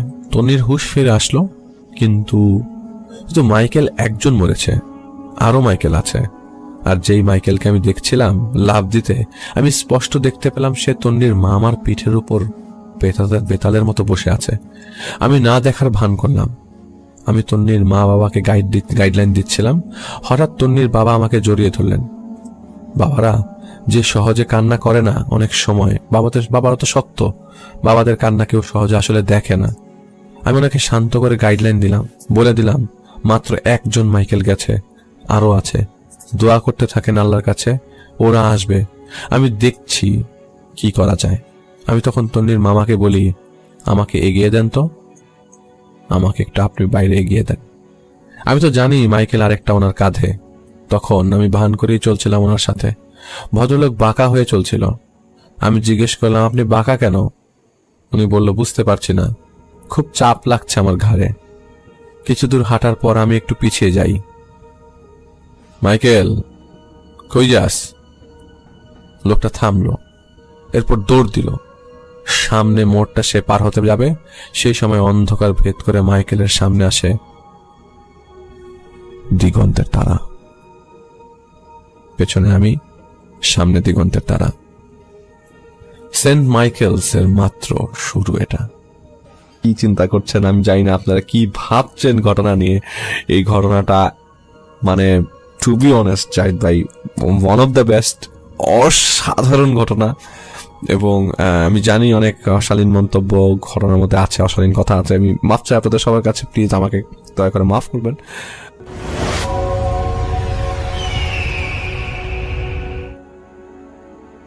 আসসালামু আলাইকুম রাসেল ভাই এবং প্রিয় লিসেনার্সরা, আশা করি আপনারা সবাই অনেক ভালো আছেন। আমার নাম আব্দুল হামিদ তমাল, আমি ধানমন্ডি থেকে বলছি। তো আজকে আপনাদের সাথে যে ঘটনাটি আমি শেয়ার করব সেটা আমার এবং আমার বন্ধুদের সাথে ঘটে যাওয়া একটি ঘটনা। আমি বলবো না যে ঘটনাতে এক্স্যাক্টলি সুপারন্যাচারাল বা প্যারানর্মাল কিছু আছে, আর যে ঘটনাটি আমার সাথে ঘটেছে সেটা আমরা লজিক্যালি এক্সপ্লেইন করতে পারছি না। তো আমি আর সময় নষ্ট না করে সরাসরি ঘটনায় চলে যাই। ঘটনাটি ঘটে 2023 সালের ফেব্রুয়ারি মাসে। আমি আমার সব বন্ধুদেরই ছদ্ম নাম ইউজ করবো, আসল নামটা ইউজ করবো না ওদের প্রাইভেসির কারণে। আমার বন্ধু জিদান, সে মালয়েশিয়া একটা ইউনিভার্সিটিতে পড়ে। তো সেমিস্টার ব্রেকের কারণে ফেব্রুয়ারিতে সে বাংলাদেশে ব্যাক আসে। ব্যাক আসার পর আমাদেরকে সবাই আমাদের সব বন্ধুদেরকে একদিন সে তার বাসায় দাওয়াত দেয়। তো বাসাটি হচ্ছে সাভারের একটা সোসাইটির ভিতর। সোসাইটিটা খুব বড় এবং খুব সুন্দর। তো আমরা একদিন সব বন্ধুরা মিলে ওর বাসায় যাই এবং ডিসাইড করি যে যেহেতু অনেকদিন ধরে দেখা হয় না আর কথাবার্তা তেমন হয় না, সেদিন রাতটা আমরা ওর বাসায় কাটাবো। তো সারাদিন খুব ভালোভাবেই যায়। রাত্রেবেলা খাওয়া দাওয়ার পর আমরা সবাই ডিসাইড করি যে ছাদে গিয়ে ভূতে ফিল্ম শুনবো।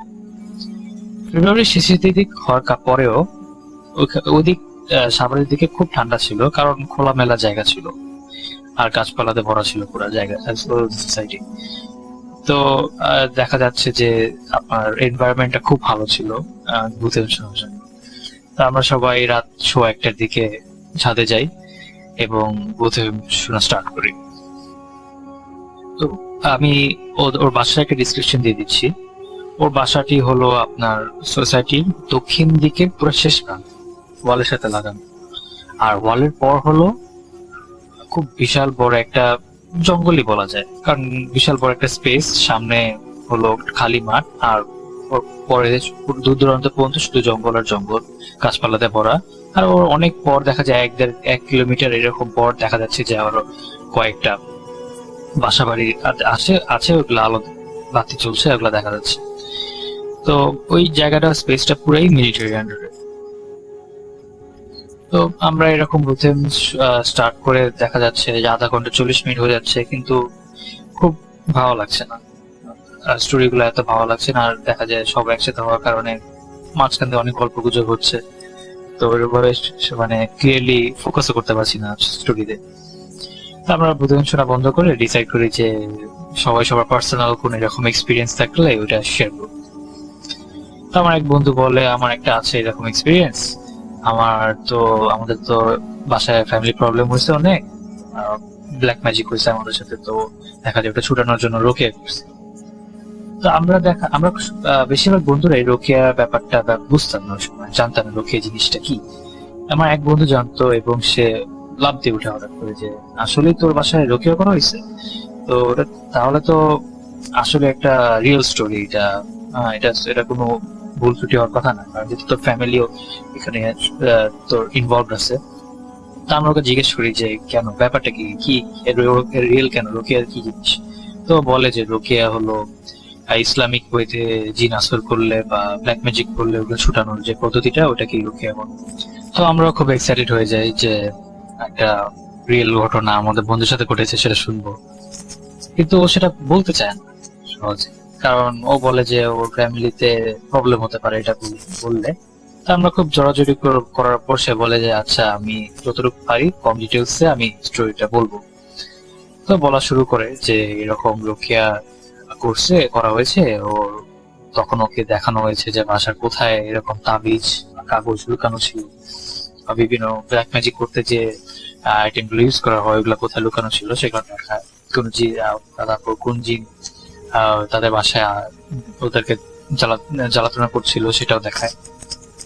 তো এগুলো বলার মাঝখানে হঠাৎ করে আপনার যে জঙ্গল ছিল ওই সোসাইটির বাইরে, যে মিলিটারি আন্ডারে যে জঙ্গলগুলো ছিল খুব দূর, সেখান থেকে খুব দূর থেকে আপনার শেলে ডাক শুনে, এবং একটা শেল না, দেখা যায় 15-20টা শেল একসাথে ডাকছে, এরকম একটা আওয়াজ শুনতে পাই খুব দূর থেকে।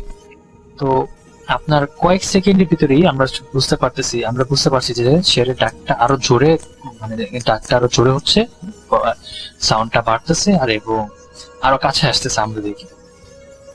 তো আমরা একটু ভয় পাই। ও কিন্তু স্টোরি বলতে আছে, কিন্তু একটা সময় এমন হয় আর কয়েক সেকেন্ড পর, ঘটনাটা খুব কম সময় হয়, আর কয়েক সেকেন্ড পর দেখা যাচ্ছে যে না, শেয়ার ডাকটা একদম এবার অনেক জোরে হয়ে গিয়েছে, আর মনে হচ্ছে যে একদম বাসার নিচ থেকে, মানে জাস্ট ওয়ালের বাইরেই বাসার নিচ থেকে আওয়াজটা আসতেছে। তো ওই দিন মেঘলা ছিল আকাশ রাত্রের বেলা, কিন্তু ক্লিয়ারলি সব দেখা যাচ্ছিল।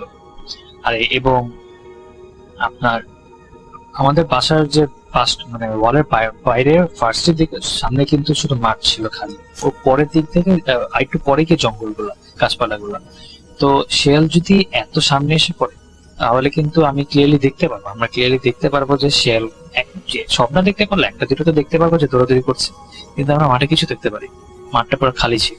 কিন্তু ঠিকই নিচ থেকে শেয়ালের ডাকগুলো শোনা যাচ্ছে, আর খুব অনেক জোরে শেয়ালের ডাক। কারণ 15-20টা শেয়াল যদি আপনার বাসার নিচ থেকে চিল্লাচিল্লি করে, চিল্লাচিল্লি করে, অবশ্যই সেটা খুব জোরে হবে।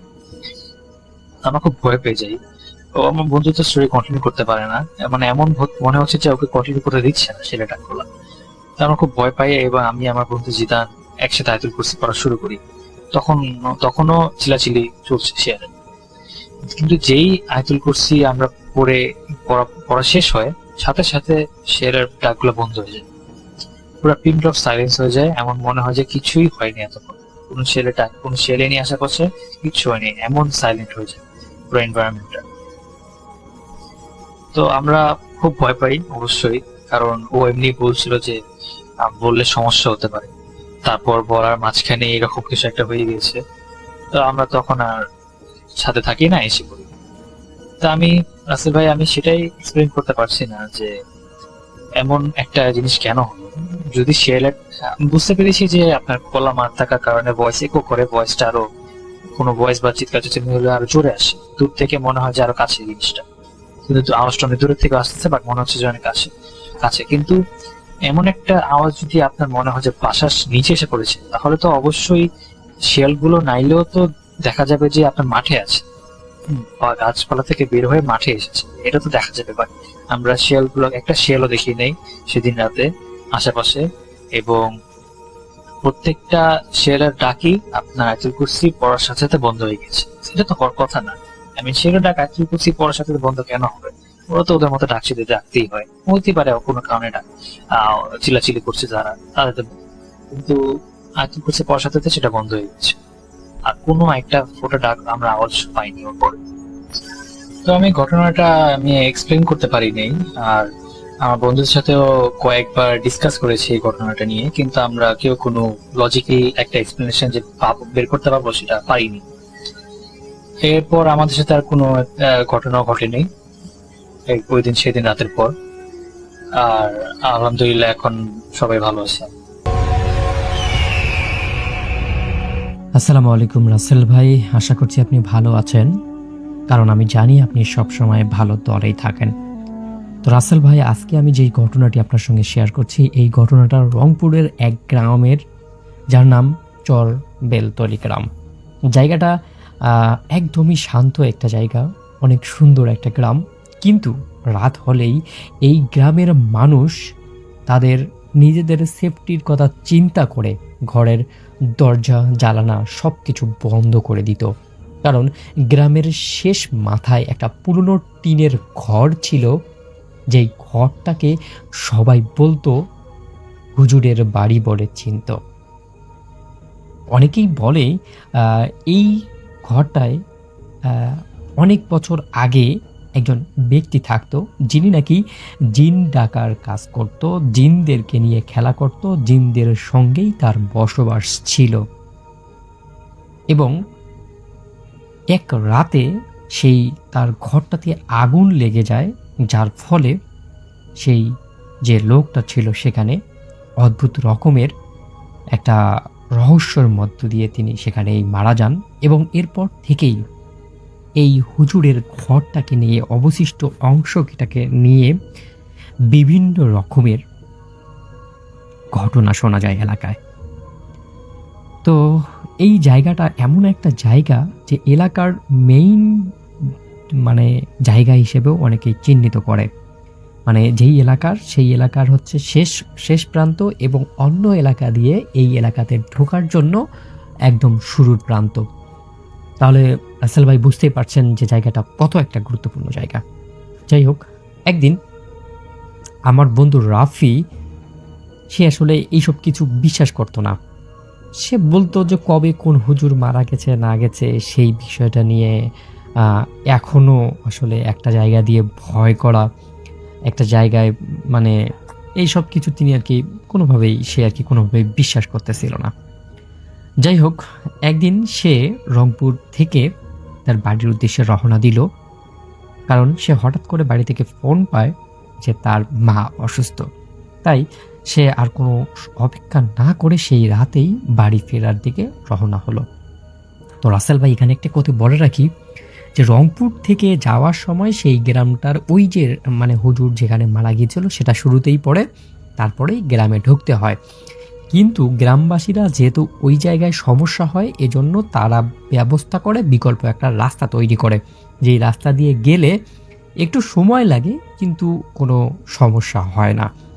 কিন্তু আমার বন্ধু রাফি, সে আমি প্রথমেই বললাম সে একটু সাহসী স্বভাবের।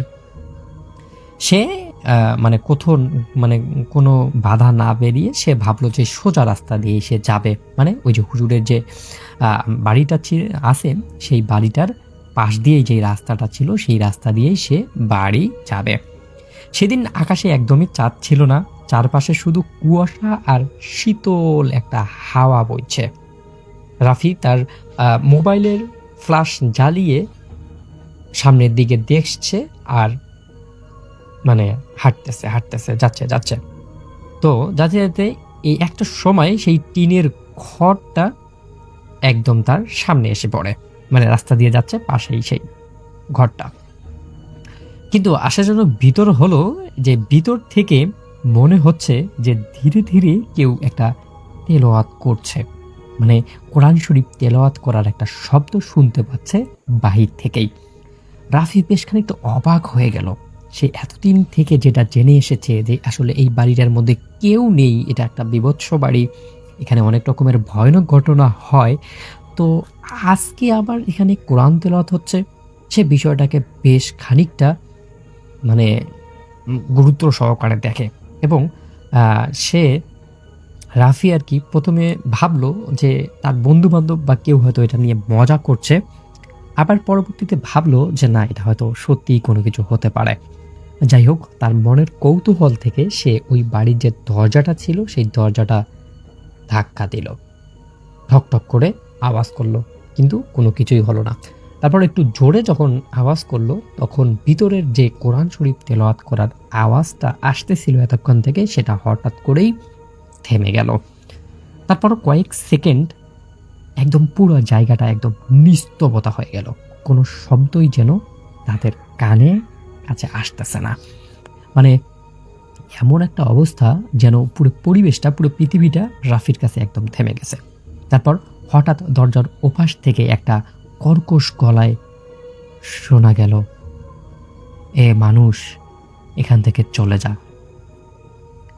এটা শোনার পর রাফির বুকের ভেতরে এমনভাবে কাঁপুনি শুরু হয়, সে মানে এটা কোনোভাবেই বিশ্বাস করতে পারতেছে না যে আসে, মানে মানুষের গলায় কথা বলতেছে, আবার আমাকে বলতেছে মানুষ চলে যা। মানে তার ভিতরে আরো বেশি কৌতূহল মানে জেগে ওঠে, কিন্তু সে আসলে কি করবে সেটা না বুঝতে পেরে সে আবারও সাহস করে বলল, কে আছো ভিতরে? এখানে তো কেউ থাকার কথা না, আপনি কে কে কথা বলছেন? তারপর কোনো শব্দ নেই।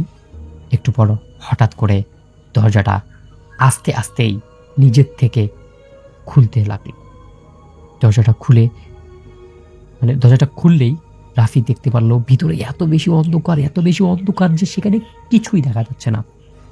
সে মনে করতেছে এটা কোনো একটা কালো অন্ধকার গুহা, কিন্তু ঘরের এক কোণে দেখা যাচ্ছে একটা মানুষ পচে আছে, সাদা কাপড়ে ঢাকা, মাথার নিচু, একদমই নড়ছে না, মনে হচ্ছে তার নিঃশ্বাসটাও যেন আটকে আছে। রাফি ভাবলো কোনো বৃদ্ধ লোক হয়তো রাতের আশ্রয় না পেয়ে এখানে আশ্রয় নিয়েছে। রাফি এক পা সামনে বাড়াতেই লোকটা ধীরে ধীরে মাথা তুলতে লাগলো, আর ঠিক তখনই রাফির হাত থেকে তার যে টসের মোবাইলটা ছিল সেই মোবাইলটা পড়ে গেল। তারপর রাফি দেখতে পারল লোকটার মুখ নেই, পুরো অংশটাই যেন কালো, একদম কালো হয়ে আছে, চোখে কোনো সাদা অংশ নেই, আর মুখটা মানুষের মতো না, মুখটা যেন অস্বাভাবিকভাবে লম্বা একটা আকৃতির। তারপর সেটা মানুষের গলায় না, কয়েকজন মানুষের গলায় একসাথে মিলিয়ে বলল, তোরা মানুষ কেন আমাদের জায়গায় আসিস? তোরা তোদের জায়গায় থাক। এই শব্দটাতে পুরো ঘরের টিন সহ পুরো ঘরটা যেন কাঁপনি দিয়ে উঠল। থম থম থম থম একটা শব্দ হতে লাগলো। এটা দেখার পর এবং এটা শোনার পর রাফি দৌড়ে বের হতে গেল, কিন্তু হঠাৎ করেই দরজাটা বন্ধ হয়ে গেল নিজের থেকেই। ঠিক তখনই তার কানের পাশে কেউ ফিসফিস করে বলল, পিছনে তাকাস না, কিন্তু পিছনে তাকাস না। কিন্তু ভয়েই সে পিছনে তাকিয়েই ফেলল, আর যা দেখলো তা তার জীবনের একটা কালো অধ্যায় হয়ে আছে। সে দেখে তার চিৎকারে পুরো গ্রাম শুনছিল। ঘরের ভিতরে এখন সে একা না, অনেকগুলো কালা অবয়ব দাঁড়িয়ে আছে। সবগুলোর চোখ একদম লাল জল জল করছে, এমন ভাবে যেন রাফিকে এবার সবাই মিলে একদম খেয়েই ফেলবে। রাফি কোনো কথা না বলে তার জীবনের সকল শক্তি একসাথে সঞ্চয় করে জোরে একটা দৌড় দিল। ঠিক তখনই কোনো কিছুর সাথে একটা ধাক্কা খেয়ে রাফি পড়ে গেল সেই ঘরের ভিতরেই। তারপর আর কিছু নেই। পরদিন সকালে রাফি চোখ খুলে দেখল অনেক মানুষ সেখানে জড়ো হয়ে গেছে। এত বেশি মানুষ দেখে রাফি ভয় পেয়ে গেল। এত বেশি ভয় পেল যে রাফির একদমই কথা বন্ধ হয়ে গেল। কিন্তু এর থেকেও সবচেয়ে ভয়ানক ব্যাপারটা ছিল, রাফির মাথার সব চুল এক রাতেই সাদা হয়ে গেছিল। আর জ্ঞান ফেরার পর থেকে সে শুধু একটা কথাই বলতো, ওরা এখনো ওই ঘরেই আছে।